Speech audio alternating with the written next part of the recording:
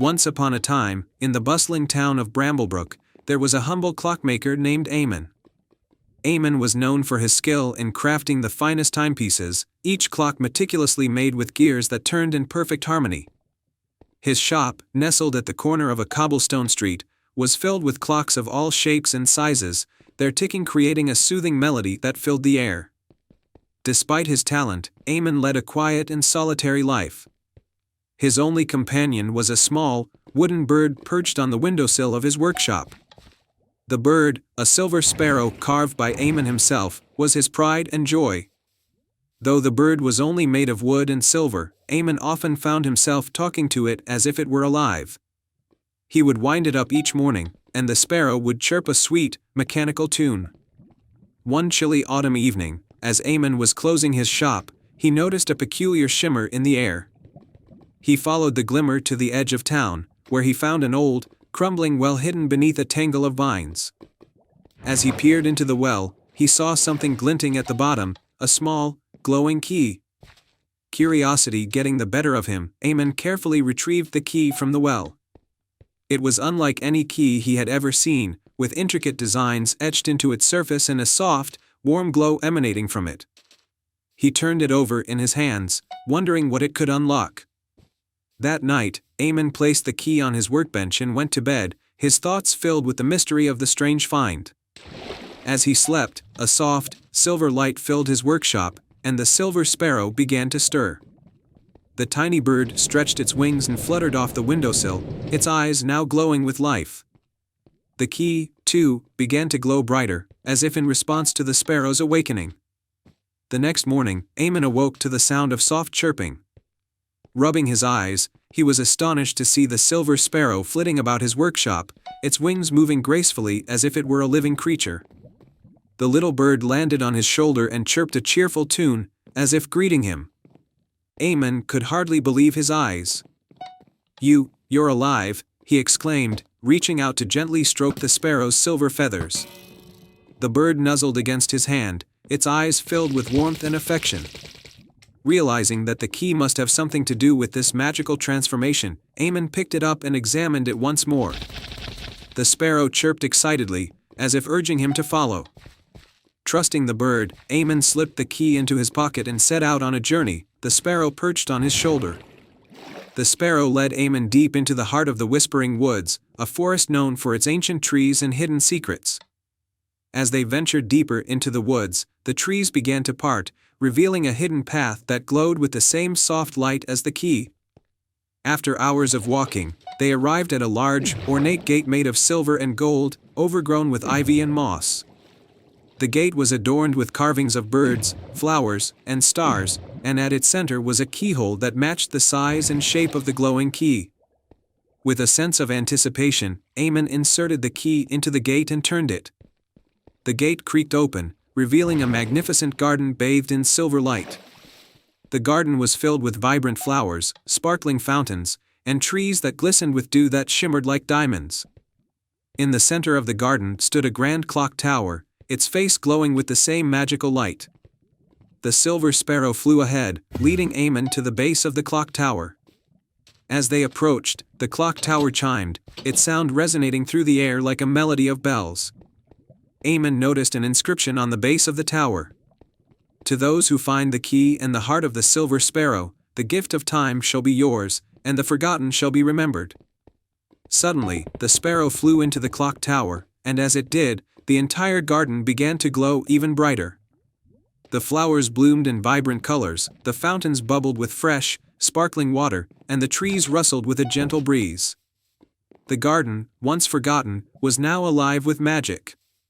Eamon felt a warmth in his heart as he realized the true meaning of the inscription. The silver sparrow, born from his love and care, had guided him to this enchanted place where time itself was cherished and preserved. In return, the garden had granted him a gift of time, not just for himself, but for the memories of those who had been forgotten. From that day on, Eamon's clocks no longer merely told time. They became magical instruments that captured moments and memories, preserving them in a way that kept them alive forever. The people of Bramblebrook soon noticed that their lives felt fuller, their memories more vivid, and their hearts lighter, all thanks to the clocks crafted by Eamon's skilled hands. As for the Silver Sparrow, it remained in the garden, watching over the clock tower and the magical land within. Eamon would visit often, bringing with him new stories, new memories, and new love, which the garden would preserve for all eternity. And so, Eamon's story spread far and wide, reminding everyone that time is not just measured by hours and minutes, but by the love and memories we create. The tale of the Silver Sparrow and the Enchanted Garden became a cherished legend, passed down through generations, ensuring that the forgotten would always be remembered. The end. Once upon a time, in a peaceful village surrounded by towering mountains and dense forests, there lived a brave little squirrel named Sammy. Sammy had fluffy, reddish-brown fur and bright, curious eyes. He loved exploring the forest and was known for his adventurous spirit. While the other squirrels spent their days gathering nuts and playing in the treetops, Sammy always dreamed of discovering new and magical places. One autumn afternoon, as Sammy was scampering through the forest, he came across an old, weathered map tucked inside the hollow of an ancient oak tree. The map was covered in strange symbols and showed the way to a place called the Enchanted Orchard.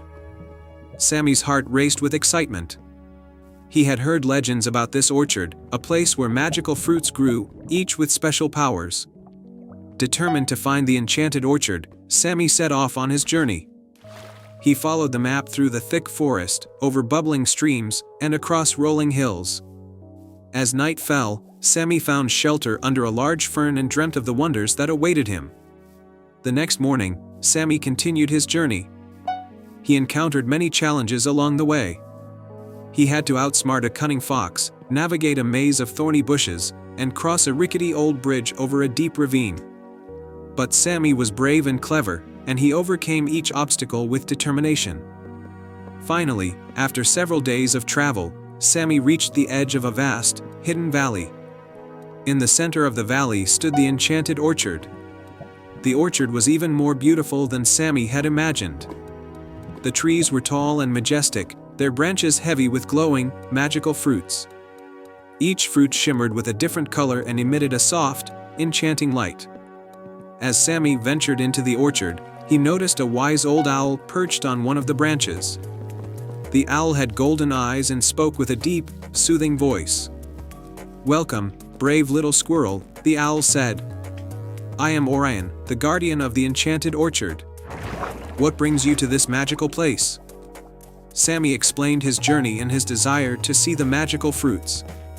Orion listened intently and then smiled kindly. "You have shown great courage and determination to reach this place. The fruits of the Enchanted Orchard are indeed magical, each with its unique power. But remember, true magic lies in how you use these gifts to help others." Orion then guided Sammy to a tree with silver leaves and golden apples. "These are the apples of wisdom," he explained. "One bite will grant you great knowledge and understanding."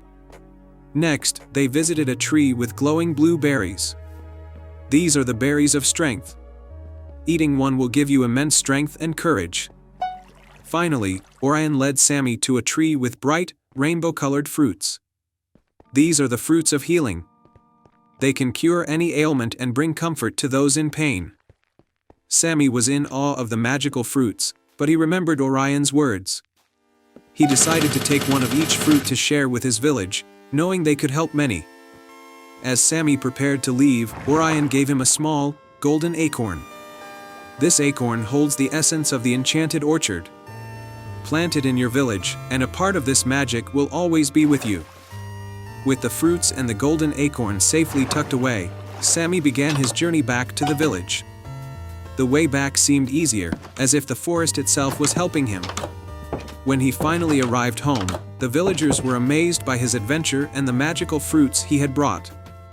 Sammy shared the apples of wisdom with the village elders, who used their newfound knowledge to solve problems and improve life for everyone.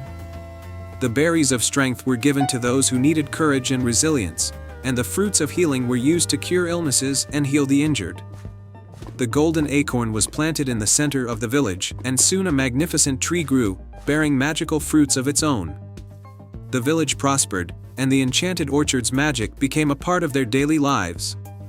Sammy's bravery and kindness were celebrated, and he continued to explore and share his adventures with the village. He knew that the true magic of the enchanted orchard lay not just in the fruits, but in the way they were used to help and bring joy to others. And so, Sammy the brave little squirrel lived happily ever after, with a heart full of courage and a spirit always ready for the next adventure.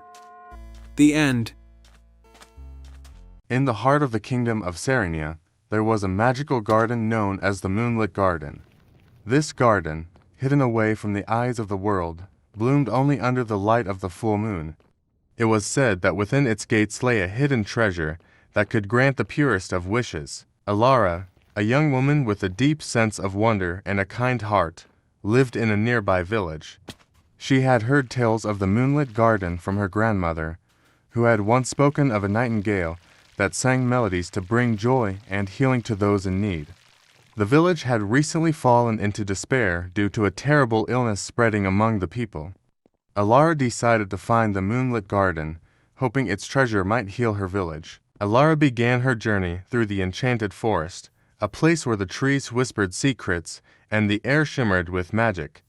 The forest was known for its bewildering paths and curious creatures. As Alara walked, she found herself at a crossroad guarded by a gentle fawn with large, intelligent eyes. "Greetings, traveler," said the fawn. "To find the Moonlit Garden, you must first solve the riddle of the forest. Only then will you find the path." The fawn presented her with a riddle. "I speak without a voice, but hear without ears. I have no body, but I come alive with the wind. What am I?" Alara thought carefully and replied, "An echo."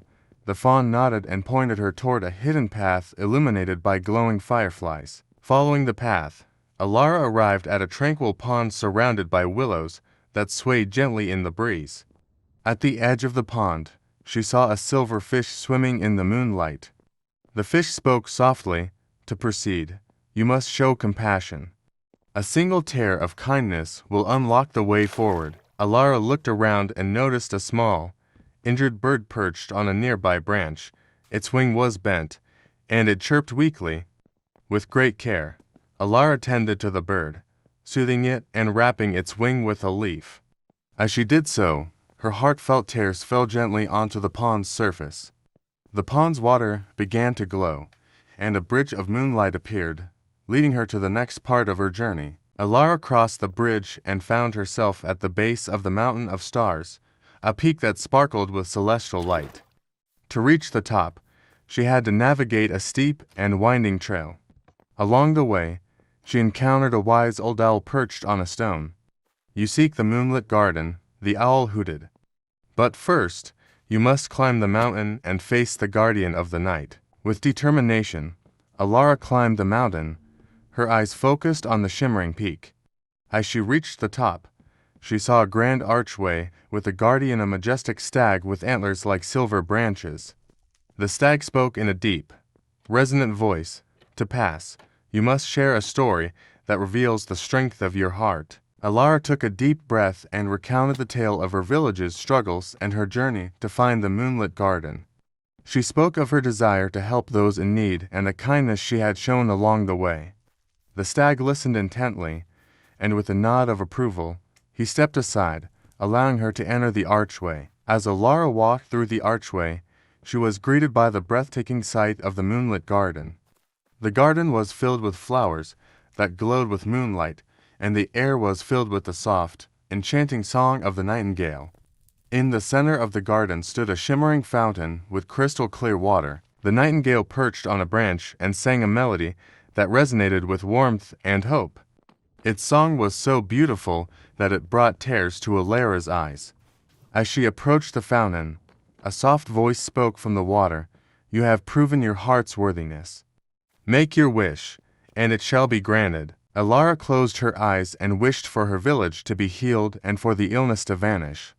The fountain's water sparkled brightly, and a gentle mist enveloped the garden. When Alara returned to her village, she found that the illness had miraculously vanished. The people were healthy, and the village was bustling with joy and relief. The flowers in the village bloomed as if touched by the magic of the moonlit garden. The villagers celebrated Alara's bravery and kindness, grateful for the miracle that had saved them. The tale of her journey spread far and wide, inspiring others to seek out their own paths of courage and compassion. The moonlit garden continued to bloom under the full moon, its magic a testament to the power of pure intentions and heartfelt wishes. The nightingale remained in the garden, singing its melodies for all who sought solace and hope. Alara's story became a cherished legend in Serenia, reminding everyone that true magic lies in the strength of one's heart and the willingness to help others. The moonlit garden and its secrets were passed down through generations, a beacon of hope and a reminder of the beauty found in kindness and bravery. Once upon a time, in a lush, green land filled with towering trees and sparkling streams, there was a magical forest known as Evergreen Hollow. This forest was enchanted, and its beauty was unmatched. Its trees had shimmering leaves, its flowers sparkled like gems, and its creatures lived in harmony. But the most magical of all was a small, clever fox named Finn. Finn was no ordinary fox. He had a special gift: he could understand and speak to the creatures of the forest. Finn's best friend was a wise old owl named Oliver.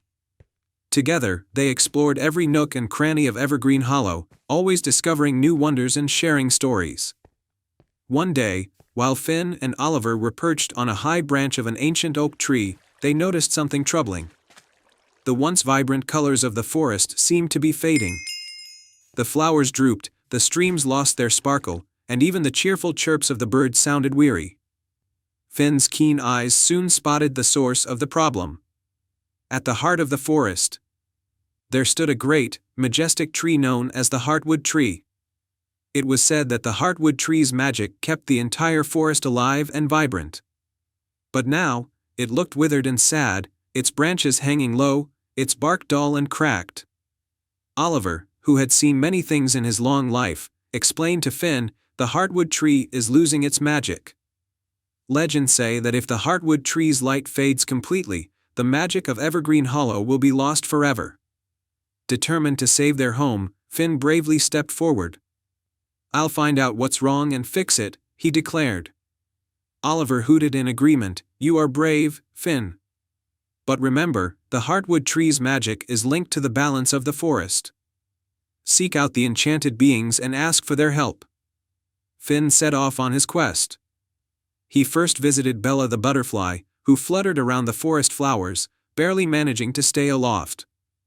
Bella revealed that she had seen strange, dark mist spreading from the northern part of the forest. Next, Finn traveled to the burrow of Tommy the turtle, who was known for his wisdom. Tommy explained that the dark mist was an ancient curse, awakening after many centuries. It had been placed by a disgruntled sorcerer who had been banished long ago. The curse sapped the life force of the forest. Feeling more determined than ever, Finn journeyed towards the north, where the mist grew thicker. The air became colder, and the once familiar forest sounds were replaced by eerie silence. Finn pressed on, guided by his heart and the hope of saving his beloved home. Finally, Finn reached a shadowy clearing near the dark mist was strongest.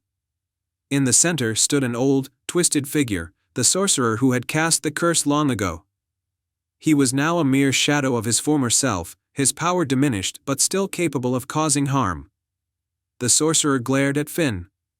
"What do you want, little fox?" he croaked. Finn took a deep breath and spoke with courage. "I've come to lift the curse. Evergreen Hollow is a place of magic and harmony. It doesn't deserve to suffer because of your anger." The sorcerer's eyes softened slightly. He began to speak of his past, how he had once been a guardian of the forest but had been wronged by those he tried to protect. His bitterness had turned him into a dark sorcerer, and the curse was his way of seeking revenge. Finn listened patiently and then offered a solution. "Forgive the past, and let us restore the magic of the forest together. You have the power to heal, not just to harm." The sorcerer hesitated but was touched by Finn's compassion and bravery. With a heavy heart, he agreed to undo the curse. As he chanted the reversal spell, the dark mist began to dissipate, and the Heartwood Tree's magic was restored. The once fading colors of Evergreen Hollow returned, brighter and more vibrant than ever. The sorcerer, now freed from his anger, vowed to protect the forest alongside Finn and Oliver. He became a guardian of light, using his knowledge to help the forest rather than harm it. Finn returned to the Heartwood Tree, where all the creatures of Evergreen Hollow gathered to celebrate. The forest sparkled with renewed magic, and Finn was hailed as a hero. The animals rejoiced, and the Heartwood Tree's branches once again reached for the sky, full of life and energy. From that day on, Finn and his friends continued to explore and protect their enchanted home. The sorcerer, now a friend, used his powers for good, and the forest thrived in harmony. And Finn, the brave little fox, knew that no matter the challenge, courage and kindness could overcome even the darkest of curses. And so, Evergreen Hollow remained a place of wonder and magic, where every day was a new adventure for those who cherished its beauty. And they all lived happily ever after. Once upon a time, in the kingdom of Arendelle, there was a hidden glen known as the Valley of Echoes. This valley was famous for its crystal-clear lake that reflected the sky like a mirror and for the ancient tree at its center, known as the Dreaming Oak. The legend said that on the night of the blue moon, the Dreaming Oak would grant one heartfelt wish to those who reached it with a pure heart. In the nearby village of Willowbrook, there lived a gentle and imaginative boy named Rowan. Rowan had a deep love for the natural world and was known for his kindness and curiosity. His best friend was a mischievous and clever fox named Finn, who had a knack for solving puzzles and finding hidden paths. One evening, as the blue moon began to rise, casting a soft azure glow across the land, Rowan and Finn discovered an old, ornate map tucked inside an ancient book in the village library. The map detailed the way to the Valley of Echoes and promised that the Dreaming Oak would reveal its magic on this special night. Determined to see the Dreaming Oak and make a wish, Rowan and Finn set out on their journey. The path to the valley was illuminated by the light of the blue moon, and they soon found themselves at the edge of the Valley of Echoes, where the night sky seemed to dance with stars. As they entered the valley, they were greeted by the tranquil beauty of the crystal-clear lake and the soft, whispering rustle of the Dreaming Oak's leaves. However, the path to the oak was blocked by 3 mystical gates, each requiring a different challenge to be overcome. The first gate was the Gate of Reflections. It was a grand archway made of shimmering glass and had a riddle inscribed upon it. I am not alive, but I grow. I don't have eyes, but you can see me. I am not alive, but I need water to live. What am I? Rowan thought carefully and then realized the answer. A crystal, he said. The gate's surface rippled like water, and it slowly opened, revealing the path to the next challenge. The second gate was the Gate of Shadows. This gate was guarded by shadowy figures that moved and shifted like wisps of smoke. To pass, Rowan and Finn needed to create a pattern of light that would reveal the way forward.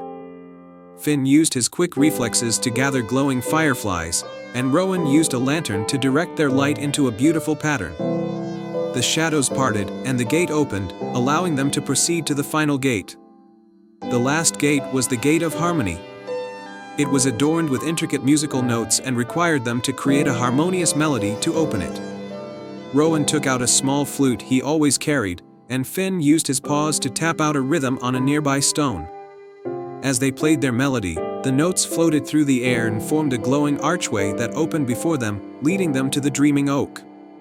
At the center of the valley stood the magnificent Dreaming Oak, its branches adorned with twinkling lights that seemed to echo the stars. Rowan and Finn approached the tree with a sense of awe and wonder. To make their wish, they needed to speak their heart's desire with true sincerity. Rowan closed his eyes and thought about what mattered most to him. With Finn by his side, he made his wish. I wish for the happiness and prosperity of our village, so that everyone may live in harmony and joy. The Dreaming Oak's branches glowed brightly, and a soft breeze carried Rowan's wish throughout the valley. The magical light spread beyond the valley, touching the hearts of everyone in Willowbrook. When Rowan and Finn returned to their village, they found it transformed. The fields were flourishing, the village was vibrant with laughter and joy, and the people were filled with gratitude and happiness. The tale of Rowan and Finn's adventure in the magic of the Dreaming Oak became a beloved story in Willowbrook, reminding everyone of the power of selfless wishes and the beauty of a kind heart. And so, the Valley of Echoes continued to be a place of wonder and enchantment, where dreams and wishes came to life under the light of the blue moon. The end. Once upon a time, in a hidden corner of the world, there was a village called Glimmerdale. Nestled between towering mountains and verdant valleys, Glimmerdale was known for its breathtaking beauty and the magical Lake of Reflections, which was said to grant clarity and insight to those who gazed into its waters. In Glimmerdale lived a young woman named Elowen, known for her curiosity and compassionate heart. Elowen had always been fascinated by the legend surrounding the Lake of Reflections. Her closest companion was a clever fox named Finn, who had a knack for solving puzzles and finding hidden paths. One crisp morning, as the first light of dawn painted the sky in hues of gold and pink, Elowen and Finn set out on an adventure to uncover the secrets of the lake. They followed a winding path through the forest, guided by the gentle hum of magical energy that seemed to emanate from the lake. As they approached the lake, they noticed that its waters were not shimmering as they usually did. Instead, the lake was covered by a thick, swirling mist, and the once clear surface was now shrouded in shadows. Elowen felt a pang of worry and decided to investigate. Nearby, they found an ancient stone tablet inscribed with runes. Finn examined the tablet and translated the inscription. Only those with true hearts may enter the Lake of Reflections. To lift the veil of shadows, you must complete 3 tasks that test your courage, wisdom, and compassion. Elowen and Finn exchanged determined glances and prepared to face the trials ahead. The first task was the trial of courage. They had to cross a rickety bridge that spanned a deep chasm. The bridge swayed and creaked with every step, and the chasm below was filled with swirling shadows. Elowen took a deep breath and stepped onto the bridge, holding Finn's paw tightly. With Finn's encouragement in her own bravery, she carefully made her way across, overcoming her fear and reaching the other side safely. The second task was the trial of wisdom. They arrived at a glade where an ancient tree stood, its bark etched with intricate patterns. The tree spoke in a gentle, rustling voice, "Answer my riddle to proceed. I am not alive, but I grow. I do not have lungs, but I need air. I do not have a mouth, but water kills me. What am I?" Elowen thought for a moment and then answered, "A fire." The tree's bark glowed with approval, and a path was revealed, leading them closer to the lake. The final task was the trial of compassion. They reached a clearing where a small, injured deer lay. The deer's eyes were filled with pain, and it could not move. Elowen knelt beside the deer and gently tended to its wounds, using herbs and bandages she carried with her. Finn gathered some fresh water and soothing leaves to help the deer recover. With their care and compassion, the deer's condition improved, and it was able to stand and walk. With the 3 tasks completed, the mist over the Lake of Reflections began to clear. Elowen and Finn approached the lake's edge and gazed into its now clear waters. The lake's surface shimmered with a beautiful, silvery light, and the reflections showed not only their own faces but also visions of their deepest desires and hopes. Elowen saw herself helping others and making a positive difference in her world, while Finn saw a future filled with exploration and discovery. The lake's magic granted them clarity and insight, revealing their true path and purpose. As the sun set, painting the sky in shades of orange and purple, Elowen and Finn returned to Glimmerdale, carrying with them a newfound sense of purpose. They used their insights to bring positive change to their village, helping others and fostering a spirit of kindness and adventure. Glimmerdale flourished under their care, and the Lake of Reflections continued to shine brightly, a beacon of wisdom and hope. The villagers celebrated Elowen and Finn's bravery and compassion, and their story became a cherished legend in Glimmerdale. And so, the village thrived, forever touched by the courage and kindness of a determined woman and her loyal fox friend. The end. Once upon a time, in a serene kingdom called Meadowbrook, there was a mystical forest known as the Whispering Woods. This forest was famous for its ancient trees that were said to hold secrets and stories of old. In the heart of the Whispering Woods stood a grand, golden oak tree called the Heartwood Tree, which was said to protect the kingdom's magic. In Meadowbrook lived a young girl named Anya, known for her boundless imagination and kindness. Anya loved exploring the Whispering Woods, where she would often talk to the animals and listen to the stories the trees whispered. Her best friend was a clever blue jay named Jasper, who could mimic any sound he heard. One day, as Anya and Jasper wandered through the forest, they noticed something troubling. The Heartwood tree's golden leaves had turned a dull gray, and its once vibrant branches were drooping. The magic that sustained the entire kingdom seemed to be fading. Anya felt a pang of worry and decided to investigate. They approached the Heartwood tree, and a soft, sorrowful voice spoke from its branches. The magic of the forest is in grave danger. The enchanted gem, which keeps the Heartwood tree's magic alive, has been stolen by the Dark Enchantress. She hides it in the Cavern of Shadows. Only the pure of heart can retrieve it and restore the balance. Determined to save the Heartwood tree and the kingdom, Anya and Jasper set off on their quest. They traveled through meadows and over hills, guided by the whispers of the forest and the occasional chirp of Jasper's guidance. Their journey led them to the entrance of the Cavern of Shadows. The cavern was dark and foreboding, filled with strange echoes and flickering shadows. The first challenge they faced was the Trial of Echoes. The cavern walls seemed to create confusing echoes, making it difficult to find the right path. Anya focused on Jasper's clear chirps and followed the sound of his voice, navigating through the maze of shadows. Deep within the cavern, they encountered the second challenge, the Trial of Light and Dark. The cavern was divided into two halves, one bathed in blinding light and the other shrouded in deep darkness. They needed to cross the chasm between these two realms. Anya and Jasper worked together, using the light from Jasper's feathers and Anya's intuition to find a safe path across the chasm. With careful steps, they made it to the other side.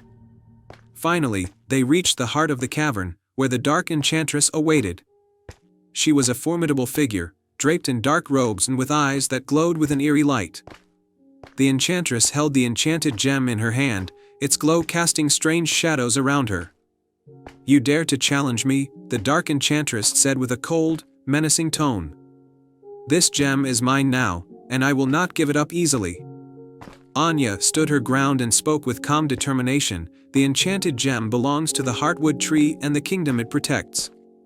If you have taken it, then you must understand the harm you are causing. Please, return it so that balance can be restored." The Dark Enchantress, taken aback by Anya's bravery and sincerity, felt a pang of doubt.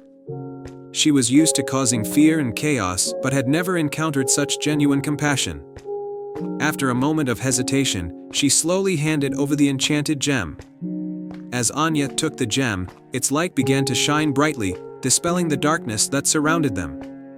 The cavern's walls glowed with a warm, golden light, and the Dark Enchantress, realizing the harm she had done, vanished into the shadows with a sense of regret. With the enchanted gem in hand, Anya and Jasper returned to the Heartwood tree. As they placed the gem back into its rightful place, the tree's golden leaves sparkled once more, and its branches stood tall and strong. The magic of the forest was restored, and the kingdom of Meadowbrook flourished again. The villagers celebrated Anya and Jasper's bravery with a grand festival.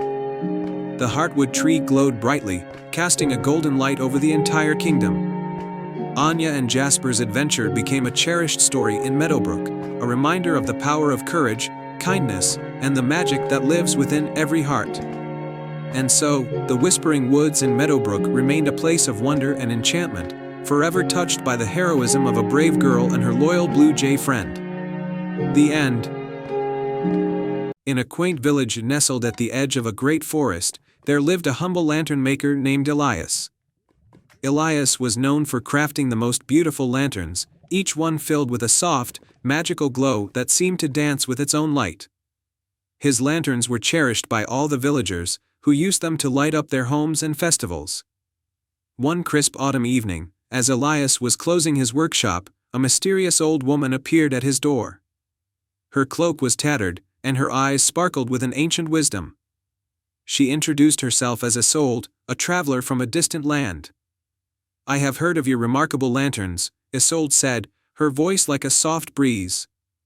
"I have a special request for you."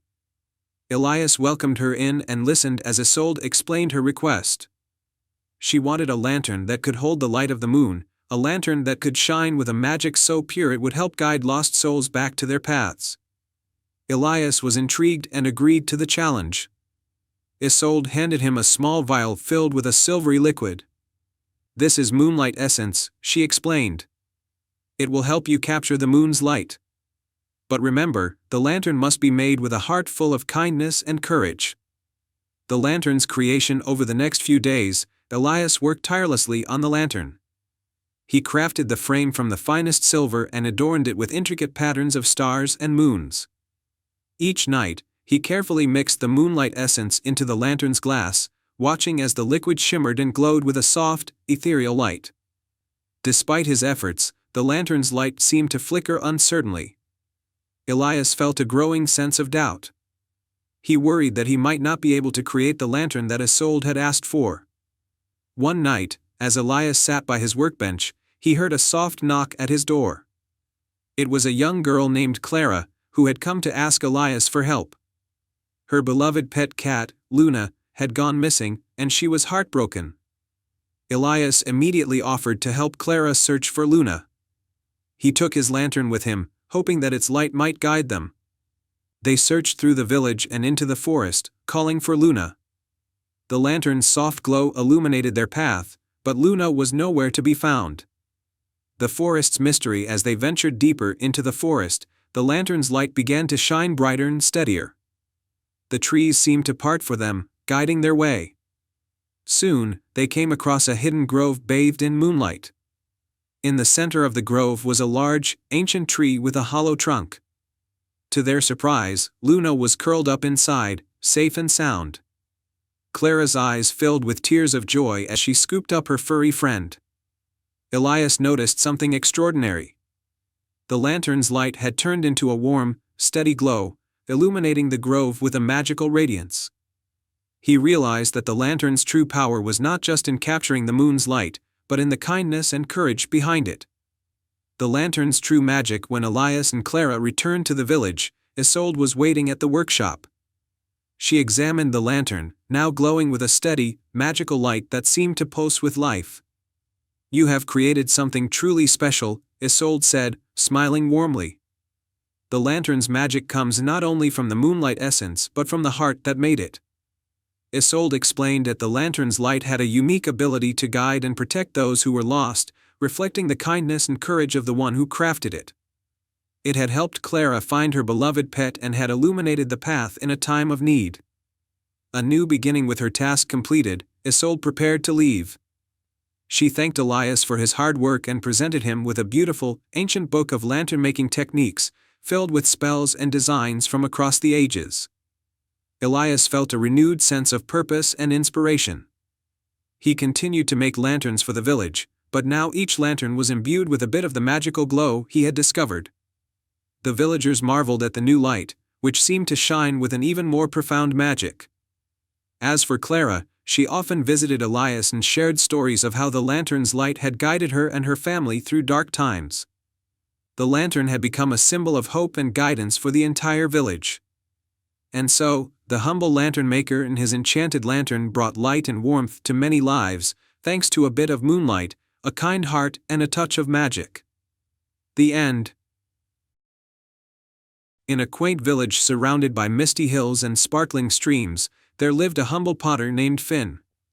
Finn was known throughout the village for his exquisite pottery, but there was one piece that stood out above all, an ancient, ornate teapot that had been passed down through generations. The teapot was unlike any other. It had delicate, intricate designs of swirling vines and tiny, shimmering stars. Legend had it that the teapot possessed magical powers, but Finn had never truly believed in such tales. He used it to serve tea to guests, finding joy in its beauty but doubting the stories. One chilly autumn evening, as Finn prepared for the village's annual harvest festival, he noticed something strange. The teapot began to glow softly, and a faint, melodious hum filled the room. Curious, Finn touched the teapot, and a warm, gentle light enveloped him. Suddenly, Finn found himself in a wondrous, otherworldly garden. The sky was a swirl of pastel colors, and flowers of every hue danced in the breeze. In the center of the garden stood a magnificent, golden tree with leaves that sparkled like diamonds. A graceful fairy, with wings that shimmered like the morning dew, fluttered down and introduced herself as Lumina, the guardian of the enchanted garden. She explained that the teapot was not just a vessel for tea but a magical portal to a realm that needed Finn's help. The enchanted garden was in danger. An evil sorcerer named Malor had cast a spell to drain the garden of its magic. Without the magic, the garden would wither, and the fairy realm would fall into darkness. Lumina needed Finn's help to retrieve 3 magical items that could restore the garden's enchantment. The first item was the moonlight crystal, hidden in the depths of a glistening lake. Finn bravely ventured to the lake and, with Lumina's guidance, found the crystal beneath the shimmering water. Its light was soft and soothing, like moonbeams captured in a gem. The second item was the Sunflower of Hope, which grew atop the highest peak in the realm. The journey was arduous, but Finn's determination and Lumina's encouragement helped him reach the summit. There, amidst a field of golden sunflowers, he carefully picked the one that glowed with a radiant, hopeful light. The final item was the heart of the garden, a rare blossom that bloomed only once every 100 years. To find it, Finn and Lumina had to navigate through a maze of thorny vines and trickling streams.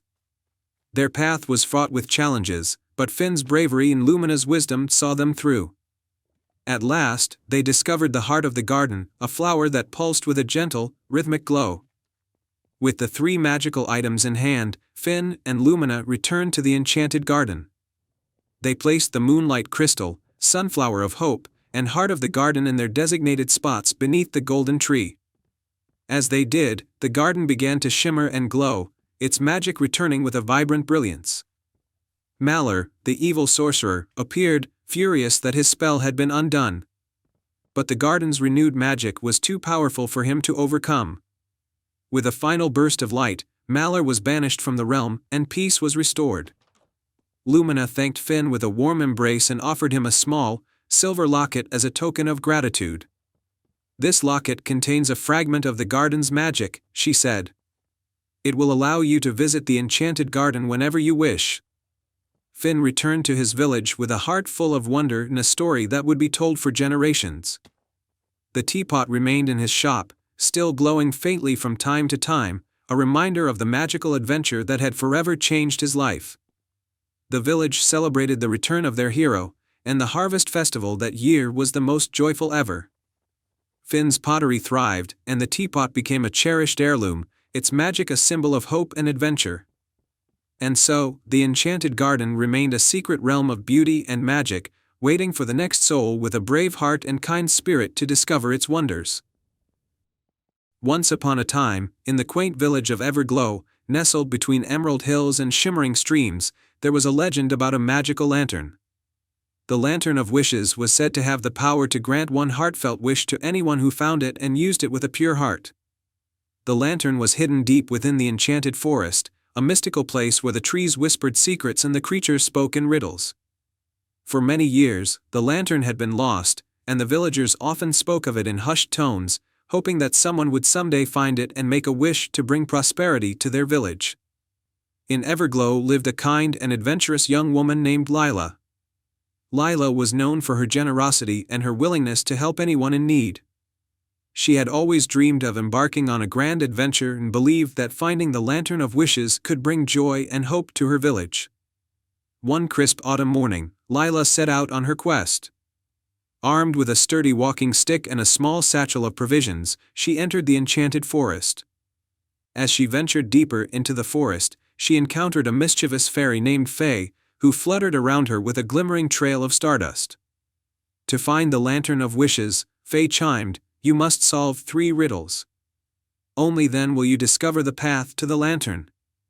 Faye's first riddle was, "I have keys but open no locks, I have space but no room, you can enter but not go outside. What am I?" Lila thought for a moment and answered, "A piano." Faye clapped her hands in delight. "Well done. Here is the clue to the next challenge. Lila followed the clue and soon found herself at the edge of a serene, moonlit pond. Floating on the water was a golden lily pad with a shimmering pearl at its center. An old turtle named Thorn, who guarded the pond, awaited her. To proceed, Thorn said, "You must solve another riddle. I speak without a mouth and hear without ears. I have no body, but I come alive with the wind. What am I?" Lila thought carefully and answered, "An echo." Thorn smiled and handed her the pearl. "You are wise and true. This will guide you to the final challenge." With the pearl in hand, Lila continued her journey and soon arrived at a majestic, ancient oak tree. The tree's bark was etched with glowing symbols, and a wise old owl named Orin perched on a low branch. To find the Lantern of Wishes, Orin said, "You must solve one final riddle. I am not alive, but I grow. I don't have lungs, but I need air. I don't have a mouth, but water kills me. What am I?" Lila pondered the riddle and answered, "A fire." Orin nodded approvingly and pointed to a hidden path leading deeper into the forest. "You have answered correctly. Follow this path, and you will find the Lantern of Wishes."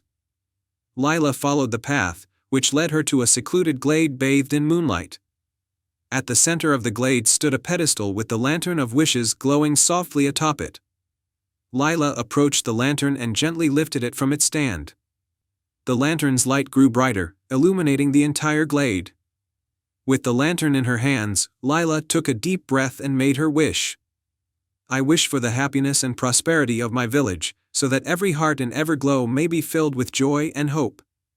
The Lantern of Wishes glowed even brighter, and a warm, golden light spread from the lantern, traveling through the forest and reaching the village.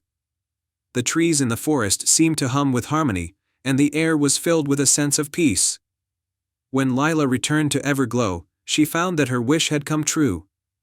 The village was bustling with life and laughter.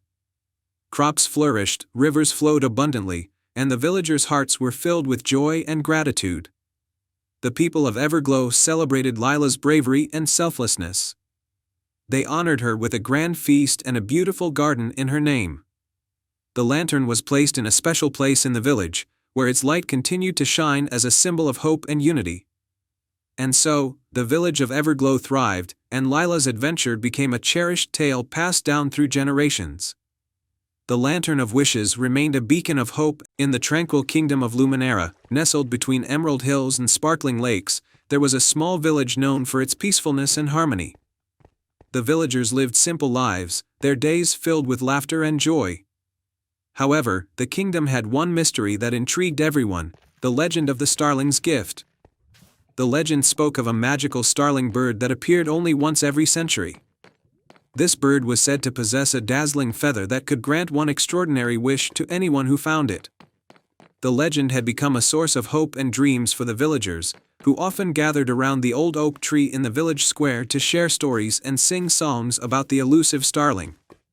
In this village lived a young girl named Eloan, known for her kindness and adventurous spirit.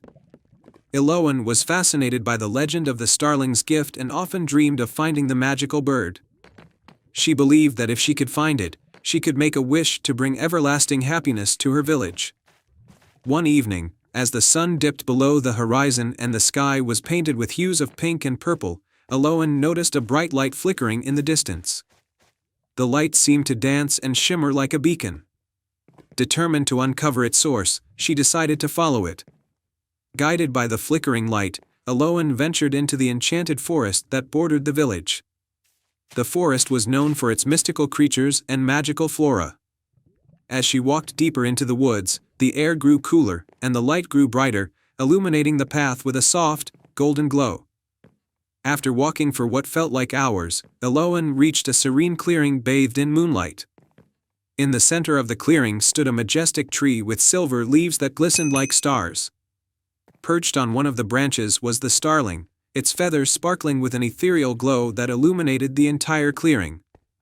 Eloan approached the starling with awe and respect. The bird's eyes, filled with ancient wisdom, met hers. As she stepped closer, the starling began to sing a melodious tune, filling the air with a sense of tranquility and wonder. Eloan listened to the song, feeling a deep connection with the magic of the moment. When the starling finished its song, it fluttered down gracefully and perched on Eloan's shoulder. It then gently presented her with a single, shimmering feather. Eloan's heart swelled with gratitude as she accepted the feather, knowing that her wish could soon come true. Before she left, the starling spoke in a soft, melodic voice.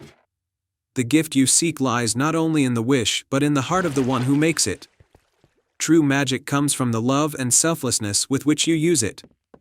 With the feather safely tucked in her hand, Eloan made her way back to the village. The journey home seemed shorter, the forest paths illuminated by the gentle light of the starling's magic. As she arrived at the village, the villagers gathered around, their faces filled with anticipation. Eloan held up the feather and spoke. "I found the starling and received this magical feather. I wish for our village to be blessed with joy, peace, and prosperity, so that we may always live in harmony." The moment Eloan made her wish, the feather began to glow brightly, and a soft breeze carried its magic throughout the village. The air filled with a sweet fragrance, and the village was bathed in a warm, golden light. The crops flourished, the river sparkled, and the villagers felt a renewed sense of happiness and unity. The magical transformation lasted for generations, and the story of Eloan and the starling's gift became a cherished legend in Luminera. The village thrived, its people forever grateful for the kindness and bravery of one young girl who had sought to make the world a better place. And so, the legend of the starling's gift lived on, a reminder that true magic is found in the selfless heart of those who seek to spread joy and love. Once upon a time, in a far-off kingdom by the sea, there was a majestic underwater realm known as the Coral Kingdom. The kingdom was famous for its vibrant coral reefs and the dazzling treasures hidden within the ocean. The most prized possession of the Coral Kingdom was the Grand Pearl, a luminous gem said to bring peace and prosperity to the ocean. One day, the Grand Pearl mysteriously vanished from its sacred vault, and the once harmonious Coral Kingdom fell into chaos. The sea creatures were troubled, and the vibrant coral reefs began to lose their color. The wise and gentle Queen Maris, ruler of the Coral Kingdom, was deeply concerned. She knew that the Grand Pearl was crucial to restoring balance and harmony to their underwater world. In a humble part of the Coral Kingdom lived a small starfish named Stella. Despite her size, Stella was known for her boundless curiosity and courage. She often explored the ocean floor, uncovering hidden treasures and learning the secrets of the sea. When Stella heard about the disappearance of the Grand Pearl, she felt a strong sense of duty to help her kingdom. One evening, Queen Maris summoned Stella to her royal palace made of iridescent shells. "Stella," the queen said, "you have shown great bravery and kindness. I believe you might be the key to finding the Grand Pearl. Will you undertake this quest to restore the balance to our kingdom?" Stella accepted the challenge with determination. She set off on her journey, guided by a map given to her by the queen. The map led her to 3 important locations in the ocean, each with its own unique challenge. The first location was the Abyssal Trench, a deep and dark part of the ocean known for its swirling currents. As Stella navigated through the trench, she encountered a formidable sea serpent named Seraphim. The serpent was guarding an ancient scroll with clues about the Grand Pearl's location. "Brave starfish," Seraphim said, "to retrieve the scroll, you must show courage. Solve my riddle, and I will grant you passage."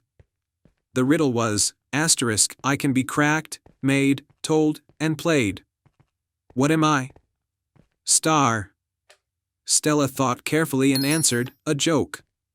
Seraphim smiled and allowed Stella to take the scroll.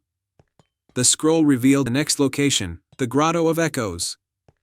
The Grotto of Echoes was a mesmerizing cave where sounds bounced off the walls, creating a symphony of echoes. Stella had to find her way through the cave while listening to the echoes and avoiding misleading sounds.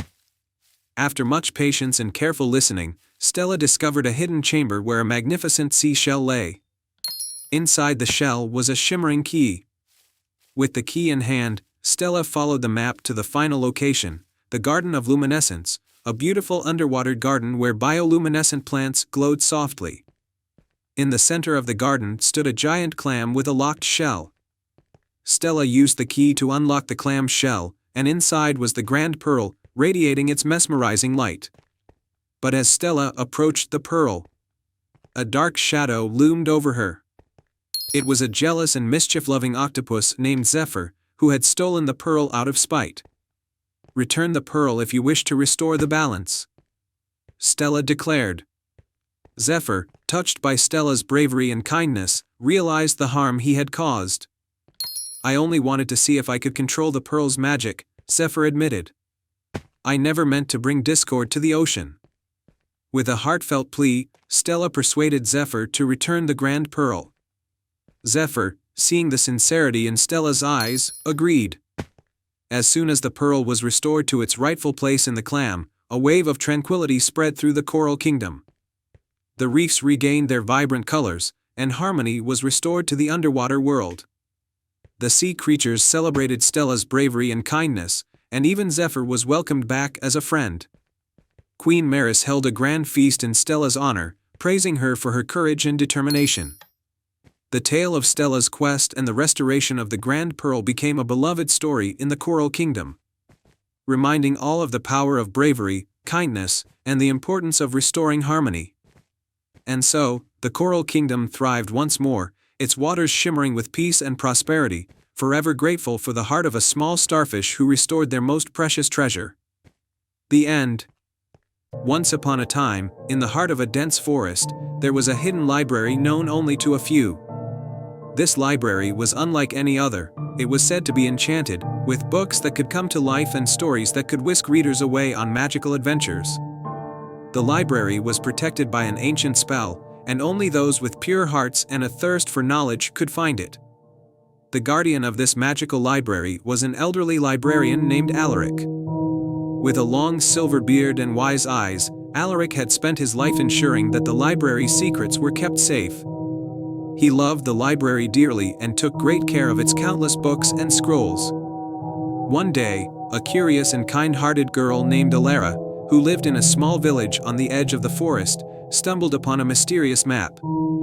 The map was old and worn, but it depicted the path to the hidden library. Alara had always loved stories and dreamed of finding a place where magical tales came to life. Driven by her curiosity, she decided to follow the map. As Alara ventured into the forest, she encountered various magical creatures, glowing fireflies, talking squirrels, and wise old owls, all guiding her along the path. After a long journey, she finally arrived at the hidden library, its towering shelves and ancient tomes shining with a soft, welcoming glow. The library's doors creaked open as Alara approached, revealing a vast interior filled with shelves of books that seemed to shimmer with enchantment. Alara was awestruck as she wandered through the library, marveling at the magical aura that surrounded her. Alaric, the librarian, noticed her and welcomed her with a warm smile. "Welcome, young one," he said in a gentle voice. "It is rare to see a visitor with a heart so full of wonder and curiosity. What brings you to our enchanted library?" Alara, her eyes wide with amazement, replied, "I found this map and followed it here. I've always dreamed of finding a place where stories come to life. Can you tell me more about this place?" Alaric nodded. "This library holds countless tales from across the realms, and some of them have a life of their own. But not everyone who enters can interact with the magic within these walls. It requires a special kind of bravery and kindness." Alara's eyes sparkled with excitement. "I want to learn more and experience the magic. What can I do?" Alaric smiled. "There is a special book in this library that has been waiting for someone like you. It is called the Book of Wonders.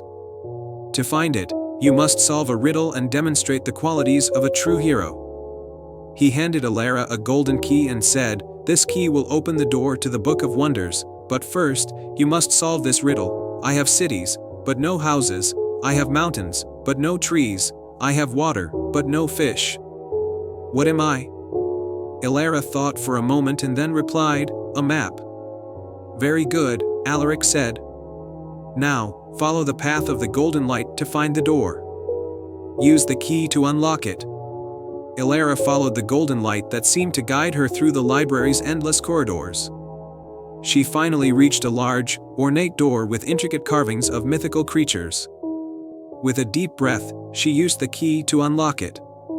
The door opened to reveal a magnificent room bathed in a golden glow. In the center of the room stood the Book of Wonders, resting on a pedestal surrounded by a soft, shimmering light. Elara approached the book and opened it gently. As she did, the book's pages began to turn on their own, revealing stories of brave heroes, magical lands, and wondrous adventures. The room filled with the sounds of enchanting music, and images from the book came to life, swirling around Elara like a vivid dream. Suddenly, a voice echoed through the room. "Elara, you have shown great curiosity and bravery. The magic of this library is now yours to explore. But remember, true magic lies not just in the stories but in the heart of the reader." Elara spent hours exploring the magical tales, meeting mythical creatures, and embarking on incredible adventures. She realized that the real magic came from the power of imagination and the joy of discovering new worlds through stories. When Elara finally left the library, she felt a sense of fulfillment and wonder. Alaric bade her farewell with a knowing smile. "You have proven yourself worthy, Elara. The library will always be here for you, and its magic will be a part of you." As Elara returned to her village, she shared the tales and magic she had experienced with everyone. The library's enchantment continued to inspire and delight, and Elara's stories became legendary among the villagers. And so, the hidden library remained a beacon of wonder and imagination, waiting for the next curious soul to discover its magic and embark on a journey of their own. The end. Once upon a time, in a tranquil kingdom surrounded by lush forests and sparkling rivers, there was a small village named Leora. Leora was known for its lush gardens, charming cottages, and a mysterious musical melody that played every full moon night. The melody was enchanting and seemed to come from the sky, but no one knew its source. In the heart of the village lived a young girl named Lyra. Lyra had a deep love for music and spent her days playing her grandmother's old violin, dreaming of discovering the secret behind the moonlit melody. Her grandmother had often told her that the melody was a gift from the moon, meant to bring joy and harmony to the world. One clear night, as the full moon rose high in the sky, Lyra decided to follow the melody. She put on her warmest cloak, took her violin, and set off towards the edge of the forest, where the music seemed to be the strongest. As she ventured deeper into the forest, the moonlight danced through the trees, casting shimmering patterns on the ground. Lyra followed the melody, which grew louder and more enchanting with each step. Eventually, she came upon a glade bathed in silver light. At the center of the glade stood a magnificent tree, its branches glowing softly with moonlight. Lyra approached the tree and discovered a hidden door carved into its trunk. With a deep breath, she opened the door and found a spiral staircase leading down into a glowing chamber. The chamber was filled with twinkling lights and soft, ethereal music that seemed to resonate with the very essence of the moon. At the center of the chamber stood an elegant harp, its strings glowing with moonlight. The harp was being played by a beautiful, otherworldly figure, an enchanting moon sprite with shimmering wings and a gown made of stardust. The moon sprite's music filled the room with a sense of peace and wonder. The moon sprite looked up and smiled warmly at Lyra. "Welcome, dear child. I have been waiting for you." Lyra was amazed. "I've always wondered where the moonlit melody comes from. How is it that you play such beautiful music?" The moon sprite's eyes sparkled. "This harp is enchanted by the moon's light. It plays a melody that brings harmony and joy to the world. But every century, we must find a new musician to keep the magic alive. The moon has chosen you." Lyra was both thrilled and nervous. "But I'm just a young girl with an old violin. How can I possibly play this magical harp?" The moon sprite gently handed Lyra a moonlit ribbon. "Take this ribbon and wrap it around your violin. Play the melody from your heart, and it will blend with the magic of the harp." With a deep breath, Lyra took the ribbon and wrapped it around her violin. She began to play, her bow moving gracefully across the strings. As she played, the music from her violin intertwined with the harp's melody, creating a harmonious symphony that filled the chamber with an even more magical light. The moon sprite watched watched in delight as Lyra's music resonated with the harp's enchantment. "You have a true gift," the moon sprite said. "Your music will keep the magic alive and bring joy to all who hear it." As the night wore on, the moon sprite taught Lyra the secrets of the harp and the art of playing with the moon's magic. When the first light of dawn began to appear, the moon sprite bid farewell to Lyra, thanking her for sharing her music and promising that the moon's melody would continue to bring harmony to the world. Lyra returned to her village, her heart full of wonder and joy.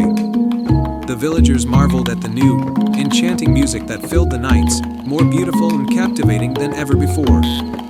They celebrated Lyra's gift in her new role as the keeper of the moonlit melody. From that day on, Lyra's music became a cherished part of Leora, and the full moon nights were filled with magical melodies that brought happiness and peace to all who listened. The village thrived under the moon's gentle light, and Lyra's name became synonymous with the enchanting tunes that touched the hearts of everyone. And so, the moonlit melody continued to play, a timeless reminder of the magic that exists in music and the wonders that lie beyond the ordinary world. The end. Once upon a time, in a kingdom nestled between misty mountains and rolling meadows, there was a grand castle where Princess Aria lived. Aria was known throughout the land for her bravery and kindness. She loved exploring the castle grounds and the enchanted forests that surrounded it, always seeking new adventures. One day, as Aria wandered through the royal gardens, she overheard a conversation between two ancient oak trees. Their whispers spoke of a powerful artifact hidden deep within the forbidden forest, a mystical sapphire stone known as the Heart of the Forest. According to legend, this stone had the power to grant one wish to the pure-hearted soul who found it. Intrigued and determined to help her kingdom, which had been facing a long drought, Aria decided to embark on a quest to find the Heart of the Forest. She packed a small satchel with essentials, including a map of the forest, her trusty sword, and a warm cloak, and set out on her journey. The Forbidden Forest was a place of wonder and mystery, with towering trees whose branches seemed to touch the sky. The deeper Aria ventured, the more magical the forest became. Glowing flowers lit her path, and gentle creatures with shimmering wings fluttered around her. As Aria followed the map, she came upon a babbling brook. To her surprise, the brook spoke in a gentle, melodic voice. "Only those who prove their bravery and kindness may pass this way. To continue, you must help those in need." Aria agreed and soon encountered a group of woodland creatures trapped under a fallen tree. With careful effort, she lifted the tree and freed the animals, who chattered their thanks before scampering off into the forest. Continuing her journey, Aria reached a clearing where an ancient, wise old owl perched on a branch. The owl, with eyes like deep pools of knowledge, regarded her with a solemn gaze. "The heart of the forest is near," the owl said, "but you must pass one final test. You must face your greatest fear." Aria took a deep breath and ventured further into the forest. As she walked, she suddenly found herself in a dark, eerie part of the woods. Shadows danced around her, and strange noises echoed through the trees. Aria's heart raced, but she remembered her purpose and pressed on. In the heart of the darkness, she discovered a shadowy figure, a fearsome dragon with scales that glinted like night. The dragon roared, sending tremors through the ground. Aria's courage wavered, but she knew she had to face the dragon to find the heart of the forest. With determination, Aria stepped forward and spoke in a steady voice. "I seek the heart of the forest to bring help to my kingdom. I mean no harm, but I must prove my bravery." The dragon's eyes softened, and it spoke in a deep, rumbling voice. "Bravery is not the absence of fear but the strength to face it. You have shown great courage. I will help you find the heart." The dragon led Aria through the darkness to a hidden glade where the sapphire stone rested upon a pedestal of entwined vines. The stone glowed with a mesmerizing blue light, illuminating the entire glade. Aria approached it with reverence and awe. As she touched the heart of the forest, a soft, melodious voice filled the air. "Brave Princess Aria, your wish will be granted. What is it that you desire?" Aria closed her eyes and thought of her kingdom, suffering under the drought. With a hopeful heart, she made her wish. I wish for the drought to end and for my kingdom to prosper." The sapphire stone shimmered brightly, and a warm, golden light spread across the land. The drought was lifted, and the fields and streams were replenished with life-giving water. The kingdom flourished once more, and the people rejoiced. Arya returned to her castle, where she was welcomed with celebration and gratitude. The kingdom thrived, and Arya's bravery and kindness were celebrated in songs and stories told throughout the land. The heart of the forest, having fulfilled its purpose, was returned to its hidden place, awaiting the next soul with a pure heart who sought its magic. And Princess Arya continued her adventures, always guided by the courage and kindness that had led her to the heart of the forest. The end. Once upon a time, in the heart of the Whispering Woods, there was an enchanted glade that glowed with a soft, silver light. The glade was said to be home to a magical creature known as the Moonlight Fox, whose fur shimmered with all the colors of the night sky. This fox had the power to grant a single wish to anyone who found the glade under the light of a full moon. In a nearby village, a young girl named Elara lived with her grandmother, who told her stories of the Moonlight Fox and the glade. Elara, with her heart full of dreams and kindness, wished to find the glade and help her ailing grandmother. She dreamed of a magical cure that would restore her grandmother's health and bring joy back into their lives. One evening, as the full moon rose high and bathed the world in its silvery glow, Elara decided to seek out the glade. With a lantern in hand and a heart full of hope, she ventured into the Whispering Woods. The forest was alive with the sounds of crickets and the gentle rustle of leaves.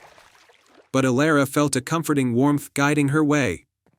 As she walked deeper into the woods, she stumbled upon a trail of glowing flowers that seemed to lead her in the right direction. She followed the trail, her excitement growing with each step. The flowers' glow grew brighter until they revealed a clearing bathed in the ethereal light of the full moon. In the center of the glade stood the Moonlight Fox, its fur a dazzling tapestry of stars and moonbeams. Elara approached the Moonlight Fox with a mixture of awe and reverence. The fox's eyes, like two shimmering orbs, met hers with a gentle, knowing gaze. The Moonlight Fox spoke in a voice as soft as a breeze, "Brave child, you have found the enchanted glade. What is your heart's wish?" With a trembling voice, Elara said, "I wish for my grandmother's health to be restored. She has brought so much love and joy into my life, and I want her to be well again." The Moonlight Fox regarded Elara with a thoughtful look, then nodded. "A wish made with such pure intent is a rare and beautiful thing. I shall grant your wish, but remember, true magic comes from the love and care you show each day." With a wave of its shimmering tail, the Moonlight Fox conjured a soft, golden light that enveloped Elara. The light seemed to whisper promises of healing and hope. Elara felt a profound sense of peace and gratitude. As the light faded, the Moonlight Fox vanished into the night, leaving only the lingering glow of the flowers. Elara returned to the village with a heart full of hope. The next morning, her grandmother, who had been frail and tired, awoke feeling stronger and more vibrant than she had in years. The village marveled at her miraculous recovery, and Elara's wish was fulfilled beyond her wildest dreams. Grateful for the magic she had witnessed, Elara continued to care for her grandmother with even more love and dedication. She never spoke of her encounter with the Moonlight Fox, but she carried the lessons of the enchanted glade in her heart. And so, the Whispering Woods remained a place of magic and wonder, where the Moonlight Fox watched over the land, waiting for the next brave soul with a heart full of hope. And they all lived happily ever after. Once upon a time, in a world where time flowed with a gentle rhythm, there existed a hidden realm known as the Clockwork Kingdom. This kingdom was unique, for everything within it, from the grand castles to the smallest flowers, was made of intricate gears, cogs, and shimmering metals. The kingdom was ruled by the wise and kind Clockmaker King, who ensured that every gear and cog worked in perfect harmony to keep time flowing smoothly. In the Clockwork Kingdom lived a young girl named Elara. Elara was not a princess, but she had a special gift. She could hear the gentle hum of the gears and cogs that made up the kingdom. This gift allowed her to understand the intricate workings of the kingdom's magical machinery. Ilara loved the Clockwork Kingdom dearly and spent her days exploring its many wonders. One day, a mysterious problem arose. The Grand Clock Tower, which stood at the heart of the kingdom and was crucial for keeping time, began to slow down. The once steady tick-tock of the clock became irregular, and the gears inside the tower started to grind and seize. Without the Grand Clock Tower functioning properly, time in the kingdom would soon come to a halt, and everything would fall into chaos. The Clockmaker King called upon his best engineers and artisans to solve the problem, but none could fix the malfunction. The king's face grew grave as he realized that the problem might be beyond even their combined skills. Ilara, sensing the urgency and knowing she had a special connection with the kingdom's magic, approached the king with determination. "Your Majesty," Ilara said, "I believe I can help. I have a gift that allows me to understand the gears and cogs of our kingdom in ways others might not. May I try to solve the problem?" The king, though hesitant, agreed. Ilara set off toward the Grand Clock Tower with a heart full of hope and determination. As she approached the tower, she could feel the tension and distress of the gears. She carefully examined the mechanisms, listening to the subtle changes in their hum. In the depths of the clock tower, Ilara discovered an ancient, dusty gear that was unlike any she had seen before. It was intricately engraved with mysterious symbols and seemed to be stuck, preventing the other gears from moving smoothly. Ilara realized that this ancient gear must be the source of the problem. She carefully cleaned and polished the gear, but it still wouldn't move. Ilara remembered a legend about a forgotten spell that could revive ancient magic. According to the legend, the spell required a drop of starlight and a heartfelt wish. Ilara knew that she had to find a way to obtain these. As night fell, Ilara climbed to the top of the Clockwork Kingdom's tallest tower, where the stars twinkled brilliantly. With her heart full of hope, she made a wish upon the stars, asking them to help restore the magic of the ancient gear. A gentle, shimmering light descended from the sky, touching the gear and filling it with a warm, soothing glow. With the starlight's magic reviving the gear, it began to turn smoothly, and the other gears in the Grand Clock Tower started to move in harmony once more. The clock's hands resumed their steady tick-tock, and the kingdom's time flowed seamlessly again. Ilara returned to the Clockmaker King, who greeted her with immense gratitude. "You have saved our kingdom, Ilara. Your bravery and connection to our magic have restored the harmony we thought we had lost." The king and the people of the Clockwork Kingdom celebrated Ilara's success with a grand festival, where the air was filled with the cheerful sound of ticking clocks and the gleaming sparkle of clockwork decorations. Ilara was honored as a hero, and the Clockmaker King appointed her as the kingdom's new chief timekeeper, a position that allowed her to continue her work in maintaining the harmony of the kingdom's time. The Clockwork Kingdom thrived once more, its gears and cogs working perfectly in sync. Ilara's gift and bravery had preserved the magic and balance of the kingdom, and her tale became a cherished legend. And so, the Clockwork Kingdom continued to shine, its time flowing gracefully and its people living in harmony, thanks to the bravery of one girl who listened to the hum of the gears and followed her heart. The end. Once upon a time, in a kingdom not found on any map, there was a realm of gears and magic called Clockwork. This land was ruled by a wise and kind-hearted queen named Ilara. Queen Ilara was no ordinary monarch, she had a special gift. Her heart was connected to the kingdom's grand clock, a magnificent timepiece that ticked rhythmically at the center of the capital city. This clock wasn't just for telling time, it governed the very essence of magic in the land. The kingdom thrived in harmony, thanks to the clock. Every tick brought a fresh bloom of flowers, and every tock sent a gentle breeze to cool the land. However, this perfect balance was threatened one fateful day when a mysterious shadowy figure appeared at the edge of the kingdom. This figure was none other than an envious sorcerer named Malachi, who had longed for the magic of the Clockwork Kingdom. He harbored a dark spell that could halt the grand clock's gears, plunging the land into chaos. Disguised as a humble traveler, Malachi entered the kingdom and managed to slip into the palace unnoticed. There, he whispered his spell into the heart of the clock. As the spell took hold, the once harmonious ticking of the clock began to falter. Flowers wilted, and the breeze turned into a harsh wind. Queen Ilara, sensing the imbalance, knew that something was terribly wrong. She called upon her trusted advisor, a clever mechanical owl named Hoot, and together they set out to find the source of the disturbance. Hoot's mechanical eyes scanned the kingdom's clockwork machinery while Alara used her magic to sense the disruption. They soon discovered the dark enchantment at the heart of the clock. Realizing the urgency of the situation, Alara and Hoot needed to act quickly to save their beloved kingdom. They set out on a perilous journey to find the only thing that could break Malakai's spell, a legendary artifact known as the Crystal Key.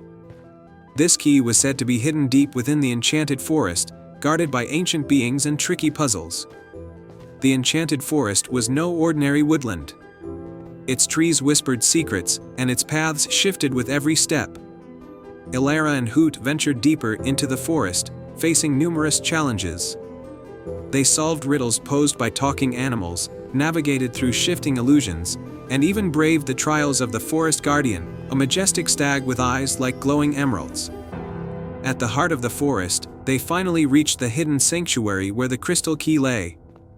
It was a radiant gem that pulsed with a soft, inviting glow. But to retrieve it, they needed to answer one final riddle posed by the Guardian: what binds time and magic together, yet never can be seen? Alara thought deeply, her mind racing through the magical principles she had learned over the years. Then it struck her. "It is the essence of balance," she exclaimed. The Guardian's eyes sparkled with approval, and the crystal key floated into her hands. With the crystal key in their possession, Alara and Hoot raced back to the kingdom. As they approached the grand clock, Malakai reappeared, furious at their success. He tried to unleash his dark magic once more, but Alara was ready. She used the crystal key to counteract the spell, and with a surge of magic, the grand clock began to tick smoothly once again. The kingdom's harmony was restored. Flowers bloomed, and the breeze became gentle once more. Malakai, realizing he was defeated, fled into the shadows, never to be seen again. Queen Alara and Hoot were celebrated as heroes. The kingdom rejoiced in their restored magic and balance. From that day on, the grand clock continued its steady rhythm, and the people of Clockwork lived in peace and prosperity. And as for Alara, she never forgot the lesson that balance was the key to harmony, and that even in times of darkness, courage and wisdom could restore the light. And so, in the enchanted land of Clockwork, time ticked on, carrying with it the magic of harmony in the legacy of a brave queen and her loyal friend. And they all lived happily ever after. The end. In a land where the sun always shone and the flowers bloomed in endless spring, there was a magical kingdom called Everlight. The kingdom was renowned for its eternal daylight and vibrant flora. The sun was said to be a gift from a benevolent celestial being, keeping the land bathed in golden light forever. The ruler of Everlight was Queen Alara, a wise and kind queen loved by all her subjects. The queen's most treasured possession was the sun crystal, a radiant gem that was said to harness the sun's power and keep the kingdom glowing with warmth and light. One morning, as the kingdom prepared for the annual Festival of Light, a shadowy figure emerged from the depths of the Darkwood Forest. This mysterious figure was known as the Shadow Sorcerer, a being who thrived in darkness and sought to extinguish the light of Everlight for his own gain. The Shadow Sorcerer's plan was simple: to steal the sun crystal and plunge Everlight into eternal night.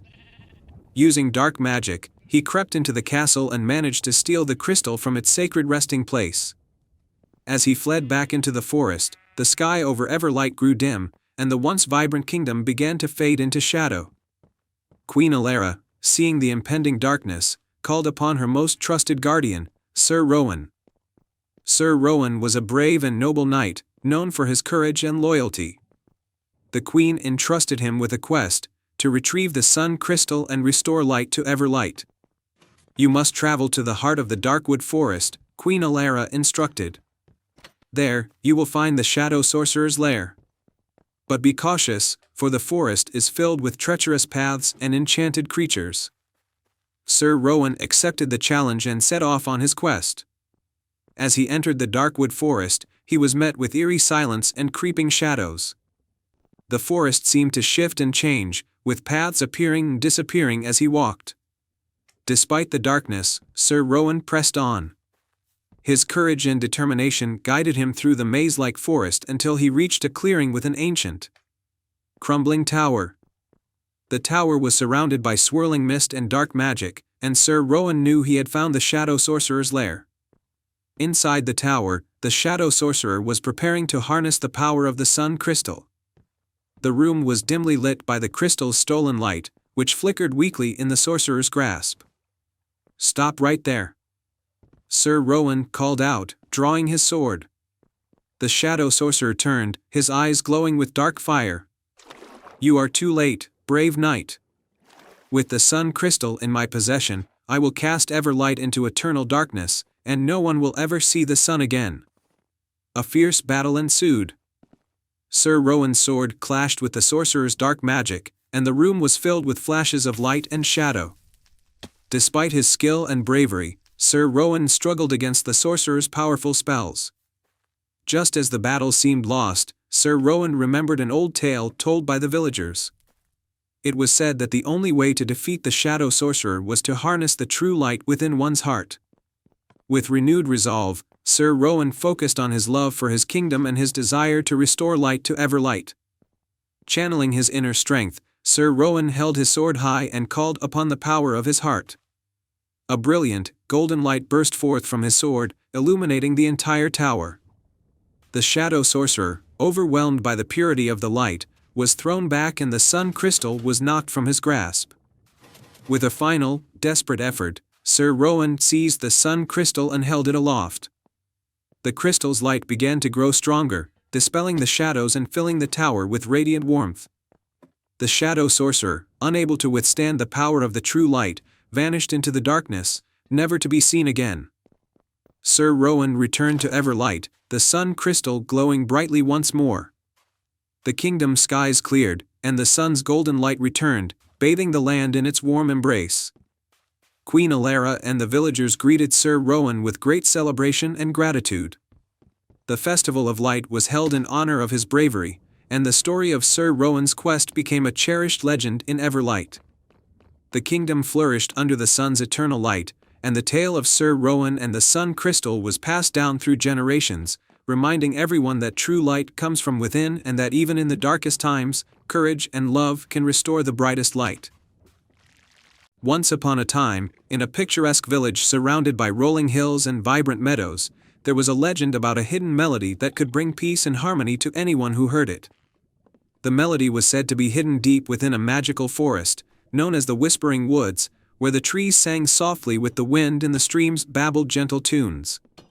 In this village lived a young girl named Elowen. Elowen was known for her love of music and her ability to play the lute with a grace that captivated everyone who listened. Despite her talent, she often felt that her music could be more than just beautiful notes, it could heal hearts and bring people together. So, when she heard about the hidden melody, Elowen was determined to find it and share it with her village. One bright morning, with the first light of dawn casting a golden hue over the land, Elowen set out for the Whispering Woods. She carried her lute in a small pouch of provisions, her heart filled with hope and excitement.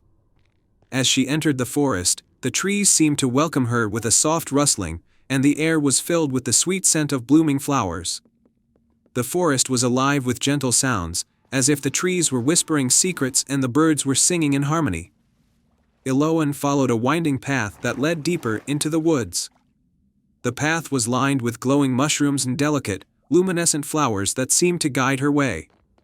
After walking for a while, Elowen arrived at a clearing where an old, wise oak tree stood. The tree's branches were adorned with shimmering leaves, and its trunk was covered in intricate carvings. As Elowen approached, she heard a soft, melodic hum emanating from the tree. "Welcome, Elowen," a gentle voice said. It was the spirit of the oak tree, glowing with a soft, golden light. To find the hidden melody, you must complete 3 tasks, each one testing a different aspect of your heart. Elowen nodded eagerly, ready to accept the challenge. The first task was the task of generosity. The spirit guided Elowen to a grove where a family of deer was struggling to find food. The grove had been depleted by the storm, and the deer were hungry. Elowen took some of the food from her pouch and scattered it around the grove. The deer approached, their eyes filled with gratitude, and soon they were eating happily. The second task was the task of courage. The spirit led Eloan to a deep, shadowy ravine where a frightened fox was trapped. The fox had ventured too close to the edge and was unable to find its way back. Eloan carefully descended into the ravine, calming the fox with her soothing voice. She helped the fox climb back up to safety, and the fox nuzzled her in thanks before disappearing into the forest. The final task was the task of wisdom.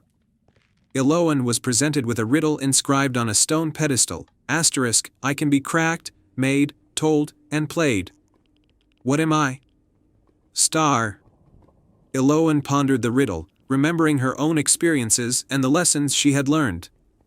After a moment of thought, she answered, a joke. The stone pedestal glowed softly, and a hidden compartment opened, revealing an old, beautifully crafted music box. With the music box in hand, Eloan returned to the oak tree. The spirit of the oak tree smiled and said, you have completed the tasks with a true heart. The hidden melody is now yours to share. Eloan opened the music box, and a delicate, enchanting tune filled the air. The melody was unlike anything she had ever heard, soothing and uplifting, with a harmony that resonated deeply. She played the melody on her lute, and the notes blended seamlessly with the music from the box. As Eloan played, the whispering woods seemed to come alive with the melody. The trees swayed gently, and the animals gathered around to listen. The music spread through the forest and beyond, reaching her village. When Eloan returned to the village, she shared the melody with her friends and family. The music brought a sense of calm and joy to everyone who heard it. The village was filled with laughter and harmony, and the bonds between the villagers grew stronger.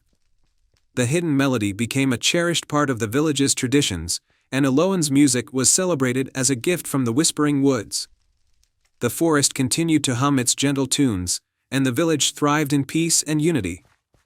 And so, Eloan's quest for the hidden melody became a beloved story, reminding everyone of the power of generosity, courage, and wisdom, and the magic that lies in sharing a beautiful gift. The end. Once upon a time, in a village nestled between rolling hills and dense forests, there was a humble garden known only to the villagers as the Moonlit Garden. It was a place of wonder and magic, where flowers glowed softly in the dark and the air was always filled with a sweet, enchanting melody. In this village lived a young girl named Elara, who had always been drawn to the Moonlit Garden. Her parents had told her many tales of its wonders, but no one was ever allowed to visit it at night. They said the garden was guarded by mystical creatures who only allowed the pure of heart to enter. One evening, as the full moon rose high in the sky, Elara's curiosity got the better of her. She quietly slipped out of her home and made her way to the Moonlit Garden. The air was cool, and the moonlight cast a silvery glow on everything around her. As she approached the garden's gate, she noticed a small key hanging on a vine-covered branch. With trembling hands, Elara took the key and unlocked the gate. As it creaked open, she was greeted by the most breathtaking sight she had ever seen. The garden was filled with flowers of every color imaginable, their petals shimmering like gems. Tiny lights flitted around, like fireflies, but they were not insects. They were delicate sprites with iridescent wings. Elara took a deep breath and stepped inside. As she wandered through the garden, she noticed that every flower seemed to have its own unique glow. Some were soft pastels, while others were vivid, almost otherworldly hues. In the center of the garden was a large, ancient tree with branches that seemed to touch the stars. As she neared the tree, a gentle voice spoke from behind her. "Welcome, Elara." Startled, she turned to see a beautiful woman with flowing silver hair and a gown that sparkled like the night sky. She was the Moon Queen, the guardian of the garden. "I've heard tales of this place all my life," Elara said, her eyes wide with wonder. "But I never thought I'd see it for myself." The Moon Queen smiled kindly.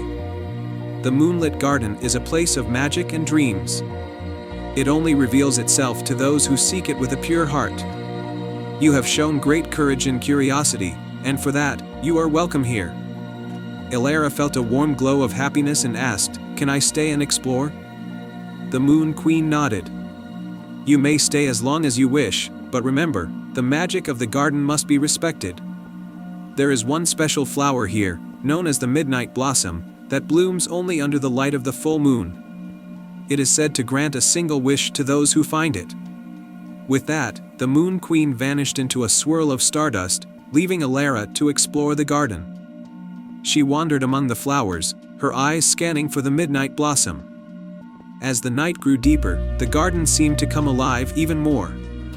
The flowers whispered secrets, and the sprites danced in joyful circles. Finally, Elara spotted a flower unlike any other. It was a deep, midnight blue with petals that seemed to sparkle like the night sky. She knew she had found the midnight blossom. Her heart raced with excitement as she approached it. What should I wish for? She pondered. She thought of her family, her friends, and her village. She wanted something that would bring happiness and harmony to all. After a moment of contemplation, she closed her eyes and made her wish. I wish for the moonlit garden's magic to bring peace and joy to my village, she said softly. The flower's petals glowed brighter, and a gentle breeze swept through the garden. Elara felt a sense of contentment and knew her wish had been heard. As dawn approached, the garden began to fade, and the moonlight dimmed.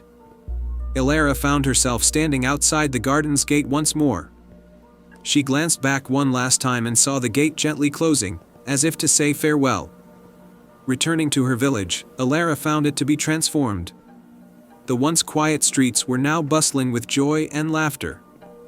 The village had been touched by the garden's magic, and the people seemed to live in perfect harmony. Elara never spoke of her night in the moonlit garden, but she knew that the magic she had wished for had made her village a place of wonder and happiness.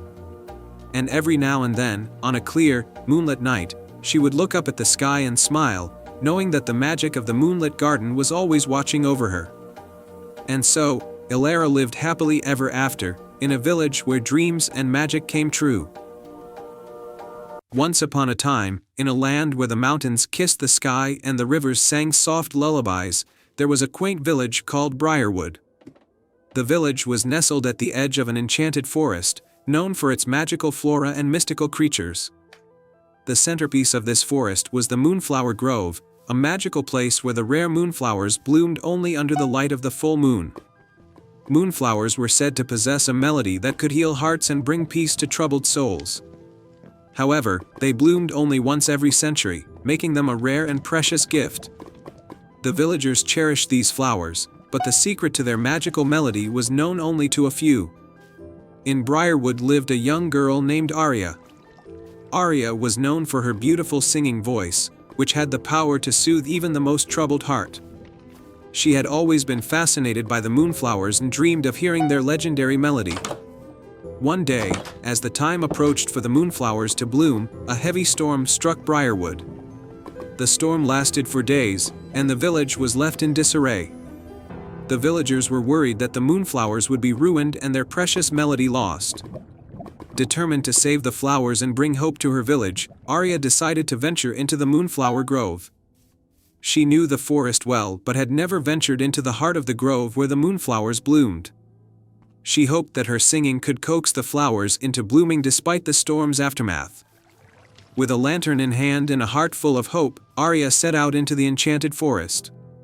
The wind howled and the trees whispered, but Arya pressed on, guided by her determination. As she reached the Moonflower Grove, she found the once beautiful flowers battered by the storm.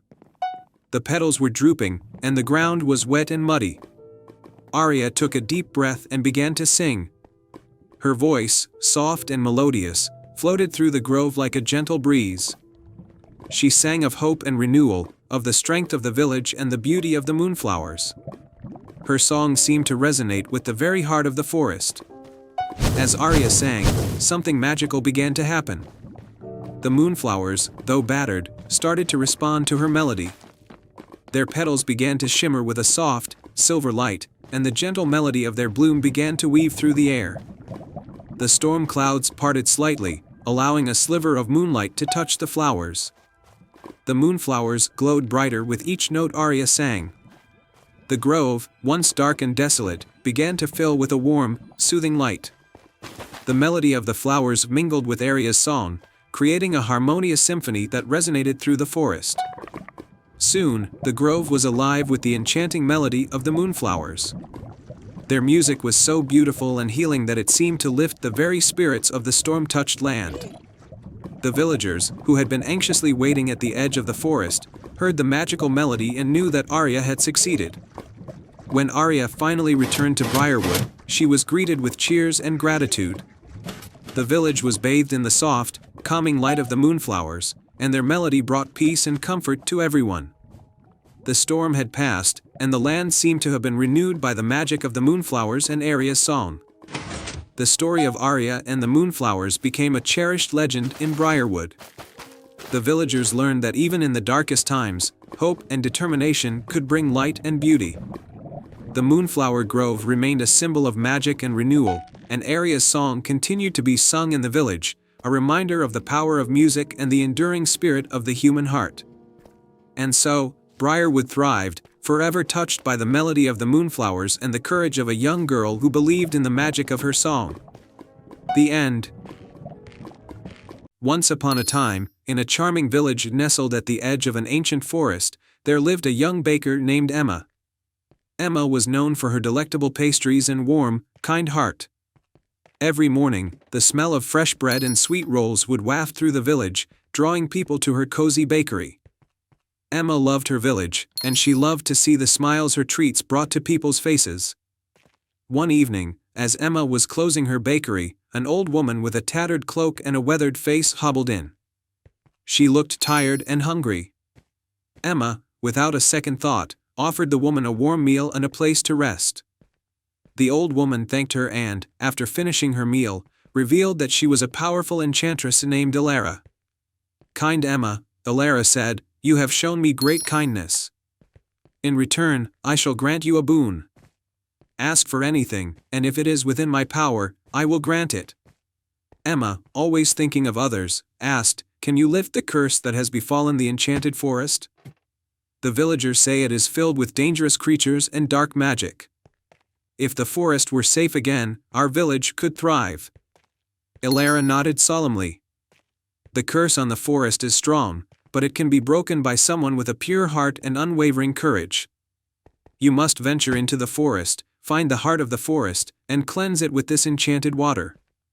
She handed Emma a small, ornate vial filled with glowing liquid. "Beware, for the journey will be fraught with peril."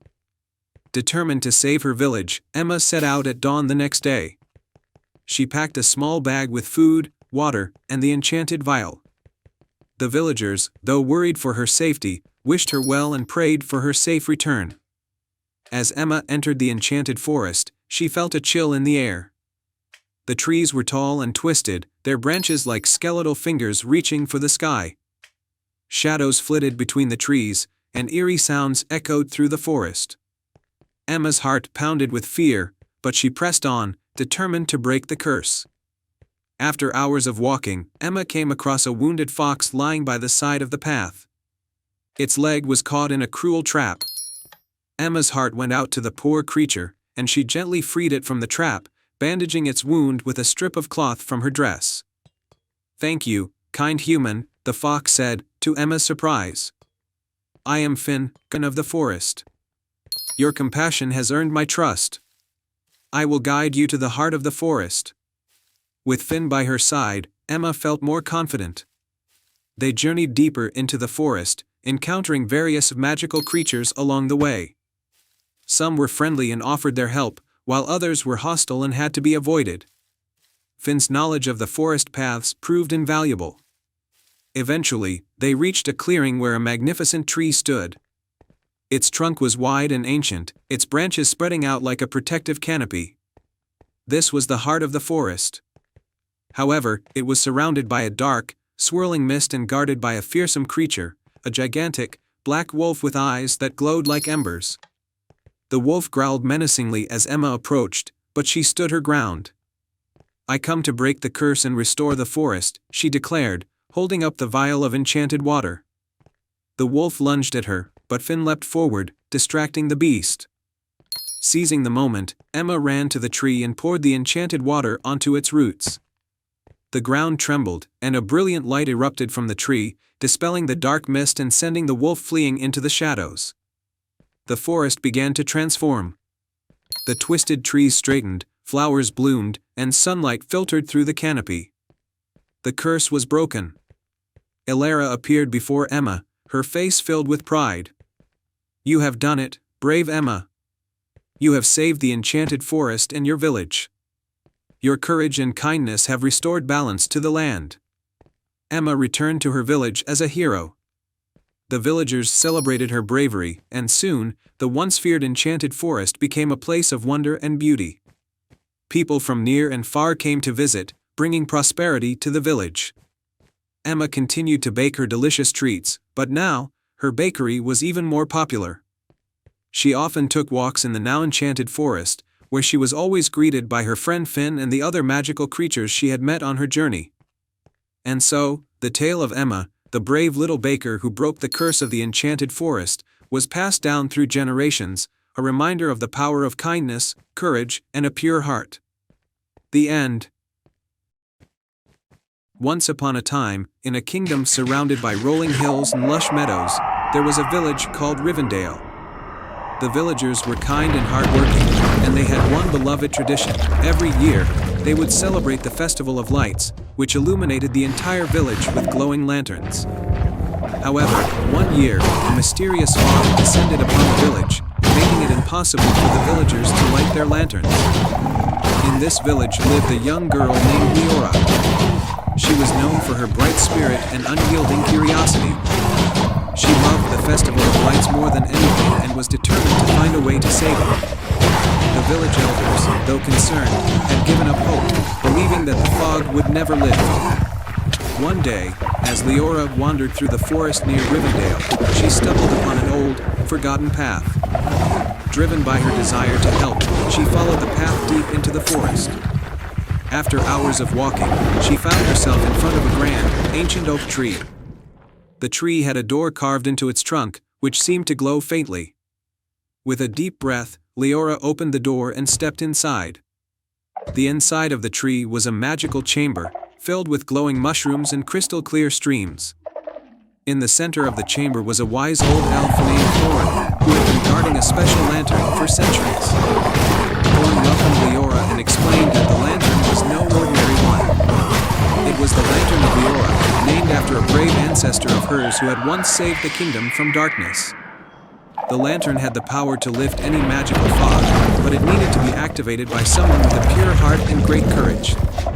Thorn told Leora that the lantern could only be used once every 100 years and that its power had been sealed by a dark enchantment to prevent it from being used recklessly. To unlock the lantern's magic, Leora needed to complete 3 tasks, each representing a virtue: kindness, bravery, and wisdom. Task 1. Kindness. The first task led Leora to the River of Echoes, where a family of swans had been trapped by tangled reeds. The swans were desperate to be freed, but the reeds were too thick for them to navigate. Leora used her hands and tools to carefully untangle the reeds, freeing the swans. In gratitude, the swans gave her a feather each, which she was to keep as a symbol of kindness. Task 2. Bravery. For the second task, Leora ventured into the Whispering Caverns, where an enormous dragon had been guarding a precious gemstone. The dragon, though fierce, was actually under a spell that made it act out of anger and fear. Leora approached the dragon with a gentle heart, speaking to it with kind words and soothing gestures. She discovered that the dragon's spell was a result of a broken heart, and by offering it one of the swan feathers as a token of friendship, she broke the enchantment. The dragon was restored to its gentle self and gave Leora the gemstone as a reward for her bravery. Task 3. Wisdom. The final task took Leora to the enchanted library, where she needed to solve a riddle written on an ancient scroll. The riddle was a puzzle about the nature of light and darkness, and it required a deep understanding of the balance between them. After contemplating and reflecting on the riddle's meaning, Leora realized that true wisdom was knowing that light and darkness are part of a greater whole. She answered the riddle correctly, unlocking the scroll's magic and receiving a glowing crystal as a symbol of wisdom. With all 3 symbols of virtue, swan feathers, the gemstone, and the glowing crystal, Leora returned to the ancient oak tree. Thorn welcomed her back and was impressed by her achievements. Leora placed the symbols around the lantern of Leora, and the lantern's magic began to shine brightly. The lantern cast a brilliant light that cut through the fog surrounding Rivendell. As the light from the lantern reached the village, the fog lifted, and the villagers were amazed to see the Festival of Lights restored. The lantern's glow brought warmth and joy to the village, and the festival was more magnificent than ever before. The villagers celebrated Leora's bravery and kindness, and she became a hero in Rivendell. The lantern was returned to its place in the ancient oak tree, ready to be used again in another 100 years. Leora's story was told for generations, and her name became a symbol of courage and compassion. And so, the Festival of Lights continued to shine brightly in Rivendell, a testament to the power of kindness, bravery, and wisdom. Once upon a time, in a land where emerald forests kissed the sky and rivers sparkled like diamonds, there was a village named Willowbrook. The village was famous for its music, as its people believed that the right melody could heal the heart and bring joy to all. The most magical of all was the legendary enchanted flute, an ancient instrument said to possess the power to bring peace and prosperity to anyone who played it. For many years, the flute had been lost, and its legend had become a mere whisper among the villagers. But there was one young boy named Finn who believed in the flute's magic with all his heart. Finn was a kind and adventurous soul, known for his love of music and his unshakable optimism. He often dreamed of finding the enchanted flute and bringing its magic back to Willowbrook. One crisp autumn morning, as Finn was walking through the forest, he came across a wise old turtle named Tobias. Tobias had a shell adorned with ancient symbols and seemed to hold the secrets of the forest within his slow, deliberate gaze. "Greetings, young Finn," Tobias said, his voice gentle yet full of wisdom. "I have heard of your quest for the enchanted flute. The path you seek is fraught with challenges, but your heart is pure. If you wish to find the flute, you must pass 3 trials that test your courage, kindness, and wisdom." Finn's eyes sparkled with determination. "I'm ready. What must I do?" Tobias nodded and explained the first trial. In the heart of the Darkwood Forest lies a crystal cave. Inside, you must find the echoing crystal, which holds the key to the next trial. Beware, for the cave is filled with illusions. With a sense of purpose, Finn ventured into the Darkwood Forest. The cave was deep and mysterious, with walls that seemed to shift and shimmer. The deeper he went, the more he was surrounded by illusions of his greatest fears and doubts. But Finn remembered Tobias's words and kept his focus on his true goal. At last, Finn found the echoing crystal resting on a pedestal of moss. He took it carefully, and as he did, the illusions faded, revealing a passage leading out of the cave. The second trial, according to Tobias, was to help a creature in distress. Finn found himself at a serene pond where a beautiful swan with a broken wing floated helplessly. The swan's soft cries echoed across the water. Without hesitation, Finn fashioned a makeshift bandage from his scarf and gently tended to the swan's wing. He spoke soothing words and waited patiently as the swan began to recover. The swan, with its wing mended, nodded gratefully before disappearing into the reeds. The moment the swan was safe, the pond's water shimmered and revealed a hidden path leading to the final trial. The third trial was to solve a riddle posed by a wise old owl perched on a grand oak tree. The owl's eyes glowed with ancient knowledge as it spoke. "Speak the truth, young Finn, and you shall find the path you seek. What is the thing that grows but never lives, moves but never walks, and speaks but never has a voice?" Finn pondered the riddle, his mind racing through possibilities. Then he remembered the many songs and stories he had heard about the power of nature and the elements. With a smile of understanding, he answered, "A shadow." The owl's eyes twinkled with approval, and it revealed a hidden grove where the enchanted flute lay nestled among the roots of an ancient tree. The flute was delicate and adorned with intricate carvings that seemed to dance in the light. Finn picked up the flute with reverence and played a soft, melodious tune. The sound was pure and enchanting, and as the notes filled the air, they carried a sense of peace and joy that spread throughout the land. Returning to Willowbrook with the enchanted flute, Finn was greeted with awe and celebration. The villagers gathered around, their faces illuminated with happiness as Finn played the magical music.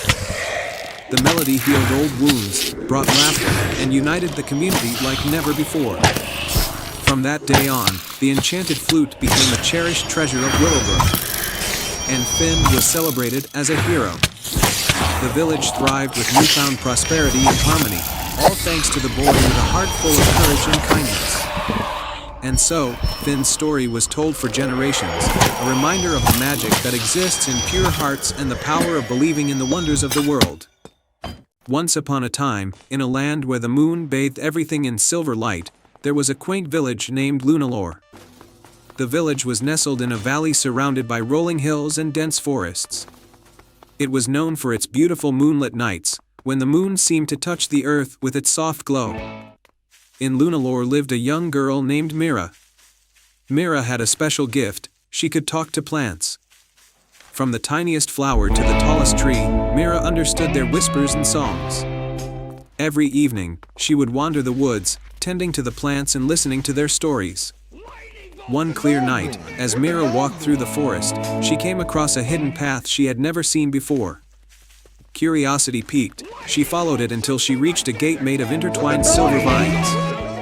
The gate was adorned with glowing moonstones that shimmered in the moonlight. Mira gently pushed the gate open and stepped inside. Beyond the gate lay a breathtaking garden unlike anything Mira had ever seen. The garden was filled with luminescent flowers, their petals glowing softly in various shades of blue, pink, and violet. The air was filled with a sweet, enchanting fragrance, and the sound of delicate music seemed to emanate from the flowers themselves. In the center of the garden stood a grand, ancient oak tree with a hollow trunk. Mira approached the tree and noticed a small, intricately carved box nestled inside the hollow. The box was covered in strange, glowing symbols that seemed to pulse with the rhythm of the moonlight. As Mira reached for the box, a gentle voice spoke from behind her. "Welcome, kind soul," said a graceful fairy who appeared from among the flowers. Her wings sparkled like stardust, and her eyes twinkled with kindness. "I am Luna, the guardian of the moonlit garden." Mira, amazed and excited, responded, "Hello, Luna. This garden is magical. What is this box?" Luna smiled. "This box holds the secret of the moonlit garden. It contains a powerful magic that has been hidden away for centuries. To unlock its power, one must prove their heart is pure and their intentions noble." Mira felt a sense of purpose and asked, "How can I prove that?" Luna floated closer and explained, "The box can only be opened by answering 3 riddles. Each riddle is a test of wisdom, compassion, and bravery. If you succeed, the secret within will be revealed." With determination in her eyes, Mira nodded. Luna began with the first riddle. "I speak without a mouth and hear without ears. I have nobody, but I come alive with the wind. What am I?" Mira thought carefully and then said, "An echo." The symbols on the box glowed warmly, and Luna nodded approvingly. "You have answered correctly. Now, for the second riddle, I can be cracked, made, told, and played. What am I?" Mira pondered the riddle and then answered, "A joke." The box's glow intensified, and Luna's smile widened. "Well done. Now, the final riddle, I am not alive, but I grow. I don't have lungs, but I need air. I don't have a mouth, but water kills me. What am I?" Mira considered the riddle carefully. She thought of the things she had seen and experienced in her life. Finally, she said, "A fire." With that answer, the box's glow became blindingly bright. The lid of the box slowly opened, revealing a shimmering orb of moonlight. The orb floated gently out of the box and hovered in front of Mira and Luna. Luna spoke with reverence, "This is the heart of the garden. It holds the magic that keeps this garden alive and thriving. With its power, you can bring prosperity and harmony to your village." Mira was awestruck and asked, "How can I use this magic?" Luna's eyes shone with a gentle light. "The magic of the heart is meant to be shared. Use it with kindness and wisdom to help those in need. It will guide you in your journey." Mira took the heart of the garden with great care. As she left the magical garden and returned to her village, she carried with her a newfound sense of purpose. She used the garden's magic to help the villagers, heal the land, and bring joy and prosperity to Lunalore. The village flourished under Mira's care, and the garden remained a secret place of wonder, known only to those with a pure heart and noble intentions. And so, Mira's legend grew, and her name was remembered in stories and songs as the girl who discovered the secret of the moonlit garden and used its magic to bring light and love to her world. Once upon a time, in a quaint village surrounded by whispering woods and rolling hills, there was a mysterious garden known only as the Midnight Garden. It was said to be a magical place where flowers bloomed under the moonlight, and hidden wonders awaited those who visited after dusk. However, no one dared enter, for it was rumored that only those with a pure heart could discover its secrets. In this village lived a curious girl named Elara. She had a heart full of kindness and a spirit of adventure. Every night, she would gaze at the Midnight Garden from her window, wondering what lay beyond its gates. The villagers often spoke of the garden's beauty, but no one had ever ventured inside. One night, as the full moon cast its silvery light over the land, Elara decided to uncover the mystery of the Midnight Garden. She put on her warmest cloak, grabbed a lantern, and tiptoed out of her house. With a deep breath, she made her way through the forest to the garden's entrance. The gate was old and covered in ivy, but it creaked open with a gentle push. Elara stepped inside, her lantern casting a soft glow on the path. As she walked, she noticed the air was filled with a sweet fragrance, and the flowers seemed to shimmer in the moonlight. The garden was more beautiful than she had ever imagined. Elara wandered deeper into the garden until she reached a sparkling fountain at its center. The water danced like liquid silver, and at its base lay a golden key. Beside the fountain was a small, ancient book resting on a pedestal. The book had a lock, and the golden key fit perfectly. With a mixture of excitement and curiosity, Elara unlocked the book. Inside, she found an old parchment with a riddle written in elegant script, underscore, to find the garden's greatest treasure, seek the path of light and pleasure. 3 tasks await, brave and true, complete them all, and dreams come through. Underscore Elara read the riddle aloud and felt a rush of determination. The garden was filled with magical creatures and hidden paths, and she knew she had to complete the tasks to discover the treasure. Her first task was to find the path of light. She followed the glowing flowers that seemed to lead her through the garden. The flowers lit up one by one as she approached, forming a glowing trail. At the end of the path, Elara found a majestic tree with shimmering leaves. At its base was a small chest. Inside the chest was a silver locket. As Elara opened it, she saw a tiny, enchanted mirror. It showed her a reflection of a smiling face. The mirror seemed to hold a special magic, but she knew there was more to discover. The second task was to find the path of pleasure. Elara followed the sounds of joyful laughter and music. She arrived at a clearing where fairy lights floated in the air and cheerful pixies danced around a large, glowing mushroom. The pixies invited her to join their dance. Elara danced with the pixies, and as she twirled and laughed, she felt a sense of pure joy. The pixies gifted her a delicate flower with petals that sparkled like stars. They told her the flower would guide her to the final task. With the flower in hand, Elara continued her journey. The third task was to find the path of truth. Guided by the sparkling petals, she arrived at a moonlit glade where a wise old owl perched on a branch. "Welcome, Elara," the owl said in a gentle voice. "To complete the final task, you must answer a question of great importance. What is the true nature of the Midnight Garden?" Elara thought deeply. The garden was full of beauty and magic, but its true nature, she realized, was not just the wonders she had seen but the kindness and joy it inspired. She spoke her answer aloud. The Midnight Garden's true nature is the magic of love and the happiness it brings to those who enter with a pure heart. The owl nodded approvingly and flapped its wings. "You have answered correctly. The Midnight Garden's greatest treasure is the ability to bring joy and magic into the hearts of those who believe. Suddenly, the garden began to shimmer with a brilliant light, and Alara saw the entire garden transformed into a place of radiant beauty. The flowers glowed with an even brighter light, the fountain sparkled with new energy, and the air was filled with an enchanting melody. Alara realized that the true treasure was not a physical object but the experience and the joy she had found. She thanked the owl and the magical creatures of the garden. As dawn approached, Alara left the midnight garden, her heart full of happiness and wonder. She knew the garden's magic would always be with her, reminding her of the importance of kindness, joy, and the magic within a pure heart. From that day on, the villagers spoke of Alara's adventure with awe, and the midnight garden became a symbol of the magic that lies in believing in the beauty and wonder of the world around us. Once upon a time, in the heart of a dense forest, there was a hidden library known only to a few. This library was unlike any other. It was said to be enchanted, with books that could come to life and stories that could whisk readers away on magical adventures. The library was protected by an ancient spell, and only those with pure hearts and a thirst for knowledge could find it.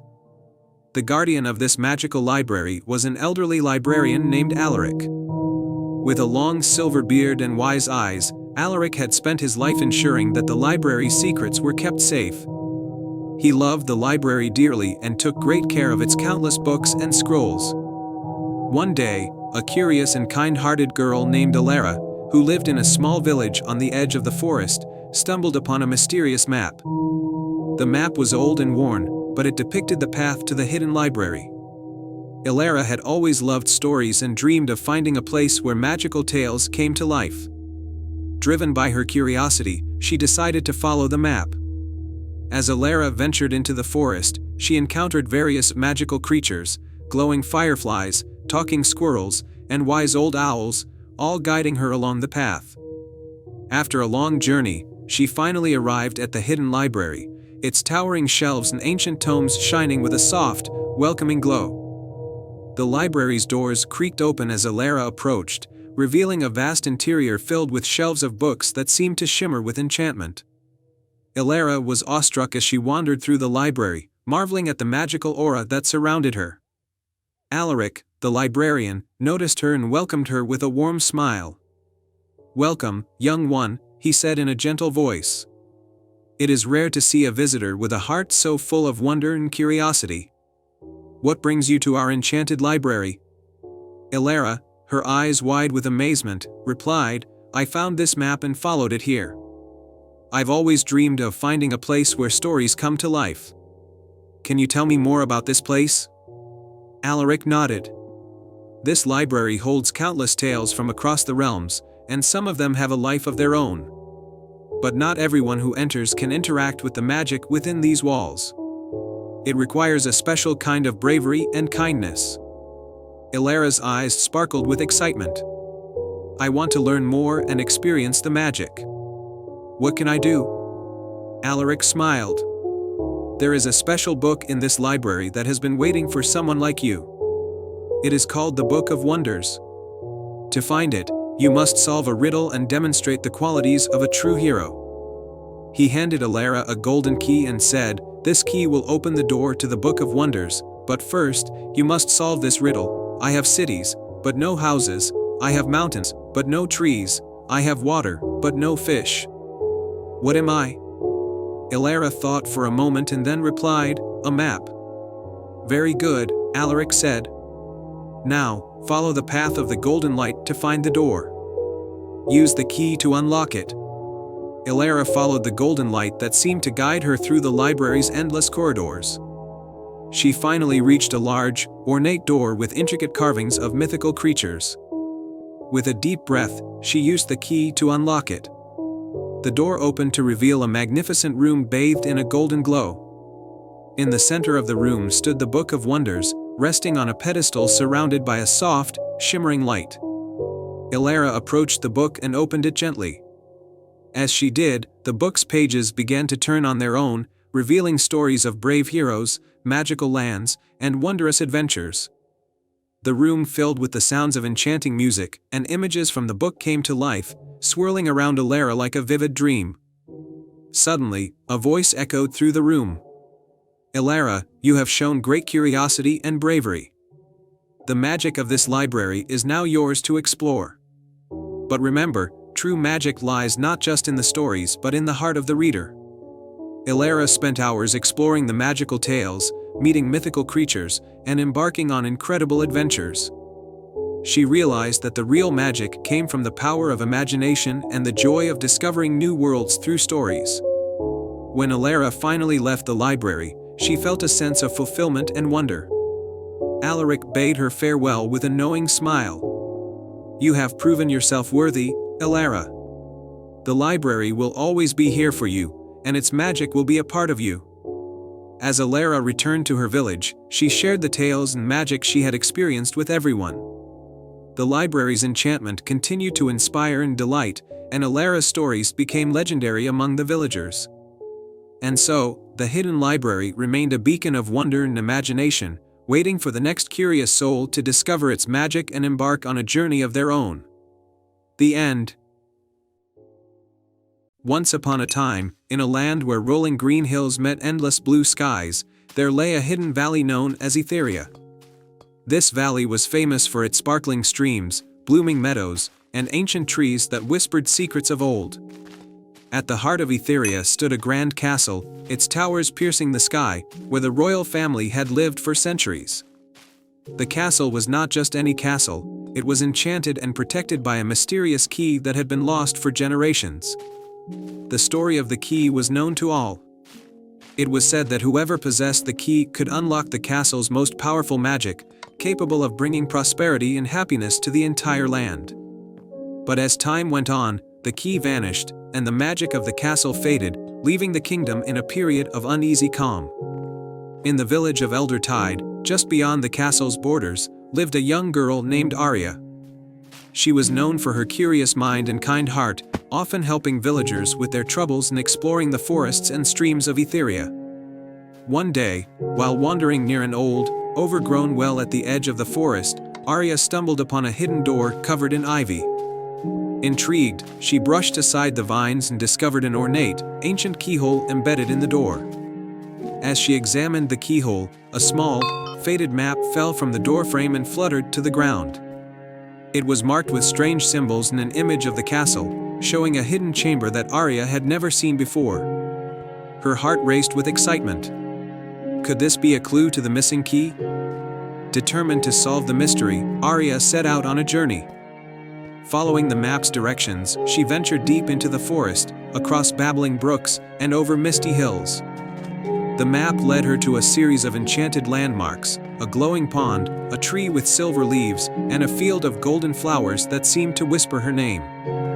At the final landmark, Arya found herself before a towering stone archway covered in luminous runes. The archway was adorned with intricate carvings of mythical creatures and ancient symbols. Arya noticed a small indentation in the archway that seemed to match the shape of a key. As she touched the indentation, the runes began to glow, and a hidden compartment slowly revealed itself. Inside the compartment was a beautiful, old-fashioned key, encrusted with gemstones and shimmering with a soft, golden light. Arya's eyes widened with awe. This must be the lost enchanted key. With the key in hand, Arya hurried back to the castle. She approached the grand entrance and inserted the key into the lock. To her amazement, the castle's doors creaked open, revealing a breathtaking hall filled with ancient tapestries and glowing chandeliers. At the end of the hall stood a large, ornate door. Arya approached it, her heart pounding with anticipation. She inserted the enchanted key into the door's lock and turned it slowly. As the door swung open, a wave of warm, golden light poured out, filling the hall with a gentle glow. Inside the chamber, Arya discovered a magnificent throne room with a crystal-clear pool at its center. The pool reflected the entire sky, and its waters sparkled with countless colors. In the center of the pool floated a small, glowing orb, a magical artifact that seemed to pulse with life. As Arya reached out to touch the orb, the room was filled with a soothing melody, and the magical energies began to flow through the castle once more. The enchantments that had faded over the years were rekindled, and the castle's magic spread throughout the land. The once dormant forests and fields began to bloom with new life, and the stream sparkled with renewed vigor. Arya returned to the village, where the villagers greeted her with cheers and wonder. The kingdom of Etheria had been restored to its former glory, and prosperity returned to every corner of the land. The enchanted key had been found and its magic renewed, thanks to Arya's bravery and curiosity. The legend of the enchanted key and the girl who had restored its magic became a cherished tale in Etheria. Arya was celebrated as a heroine, and her story was passed down through generations as a reminder that even the smallest of discoveries could unlock the greatest of wonders. And so, the kingdom flourished, the enchanted castle stood tall and vibrant, and Arya lived out her days with a heart full of adventure and joy, knowing that she had played a part in bringing magic back to the land. Once upon a time, in the heart of a lush, ancient forest, there stood a majestic tree known as the Whispering Tree. It was the oldest tree in the forest, its branches stretching high into the sky, and its leaves shimmering with every color of the rainbow. The villagers who lived nearby believed the tree held magical powers, for it whispered secrets and stories to those who were willing to listen. In a small village at the edge of the forest lived a kind young boy named Finn. Finn was known for his curiosity and his deep love for nature. He spent his days exploring the forest, helping animals, and learning about the world around him. One day, as he walked through the forest, he heard the gentle whispers of the Whispering Tree. Intrigued, Finn decided to visit the tree and discover its secrets. As he approached the grand tree, he noticed a small, hidden door at its base. He gently pushed it open and stepped inside. The interior of the tree was hollow but beautifully illuminated with glowing fireflies. At the center of the hollow was an ancient book, covered in intricate designs and glowing softly. Finn carefully opened the book, and the pages fluttered on their own, stopping at a page with a mysterious drawing of a golden key. The book seemed to say, "Find the golden key, and you shall unlock the magic within the Whispering Tree." Finn's eyes sparkled with excitement. He knew he had to find this key. The whispers of the tree guided Finn to follow a winding path deep into the forest. As he walked, he encountered a wise old owl perched on a branch. The owl greeted him and asked, "Young Finn, what brings you to this part of the forest?" Finn explained his quest to find the golden key. The owl, with a twinkle in its eye, said, "To find the key, you must help those in need along your way. Only then will the key reveal itself." Determined, Finn continued his journey. He soon came across a family of squirrels who had lost their way. Finn helped them find their home in the tallest oak tree. As a thank you, the squirrels gave him a small, golden acorn, saying, "This might help you on your quest." Further along the path, Finn found a brook that had run dry. Using his knowledge of the forest, he dug a small channel to redirect the water, restoring the brook to life. The brook gurgled happily, and in the water's reflection, Finn saw a shimmering golden key floating. Finn reached into the water and carefully retrieved the golden key. He thanked the forest and continued back to the Whispering Tree. Upon his return, he inserted the key into the hidden door at the base of the tree. The door creaked open, revealing a dazzling chamber filled with golden light. Inside the chamber, Finn found a crystal vial filled with a luminous liquid. A soft voice echoed through the chamber, saying, "This is the essence of harmony. It holds the power to heal and bring balance to the forest. You, brave Finn, have shown kindness and courage. This essence is now yours to protect." Finn carefully took the vial and stepped out of the tree. He used the essence of harmony to tend to the forest, restoring the balance of nature and ensuring that all creatures lived in harmony. The forest thrived, and the Whispering Tree continued to share its wisdom with all who came seeking help. From that day on, Finn became known as the guardian of the forest. He lived a long and fulfilling life, always guided by the whispers of the tree and the lessons he learned from his adventure. The villagers often spoke of Finn's bravery in the magic of the Whispering Tree, passing the story down through generations. And so, the forest remained a place of wonder and enchantment, forever touched by the kindness of one curious boy who listened to the whispers of the ancient tree. In a peaceful village nestled between rolling hills and a sparkling river, there was an ancient tree known as the Whispering Willow. This tree was special. It could speak in a gentle, rustling voice that only the kind-hearted could hear. Its leaves shimmered with a magical glow, and it was said that the willow could grant a single wish to someone truly brave and pure of heart. In the village lived a small, lively squirrel named Nutmeg. Nutmeg was known for her curious nature and her big, bright eyes. She loved exploring the forest and discovering new things. One day, while playing near the whispering willow, Nutmeg overheard a conversation among the village animals. They spoke of a dark shadow that had recently fallen over the village, causing crops to wither and making the river flow sluggishly. Nutmeg's heart was filled with concern. She loved her home and wanted to help. The animals talked about the whispering willow's magic, and Nutmeg decided that if anyone could save the village, it was the ancient tree. So, with a determined heart, she scampered up to the willow. "Hello, whispering willow," Nutmeg said softly. "I heard about the darkness that's affecting our village. Can you help us?" The willow's leaves rustled gently, and a soft voice replied, "To bring light back to the village, you must undertake a quest. You need to find 3 magical items: the Crystal of Dawn, the Feather of Hope, and the Heartstone." Nutmeg's eyes sparkled with determination. "I will find these items and save our village." The willow rustled approvingly and told Nutmeg where to find each item. With a brave heart and a small pouch for collecting the magical items, Nutmeg set off on her quest. First, she journeyed to the Misty Mountains, where the Crystal of Dawn was hidden in a cave guarded by a clever dragon. As Nutmeg approached the cave, she heard the dragon's voice booming inside. "Who dares to enter my cave?" the dragon roared. Nutmeg, though a bit frightened, stepped forward. "I am Nutmeg, a squirrel from the village. I need the Crystal of Dawn to help my home." The dragon, whose name was Ember, appeared at the entrance. "To prove your worth, you must answer my riddle. What is always in front of you but can never be seen?" Nutmeg thought hard and then smiled. "The future." Ember's eyes glowed with approval. "You have answered correctly. The Crystal of Dawn is yours." Nutmeg thanked Ember and carefully placed the crystal in her pouch. With one item secured, she continued her journey. Next, Nutmeg traveled to the enchanted forest, where the Feather of Hope was hidden in the highest branch of a magnificent tree. To reach it, she needed to cross a wide, sparkling river. As Nutmeg pondered how to cross, a friendly otter named Ollie appeared. "I can help you cross the river," Ollie offered. "But first, tell me why you seek the Feather of Hope."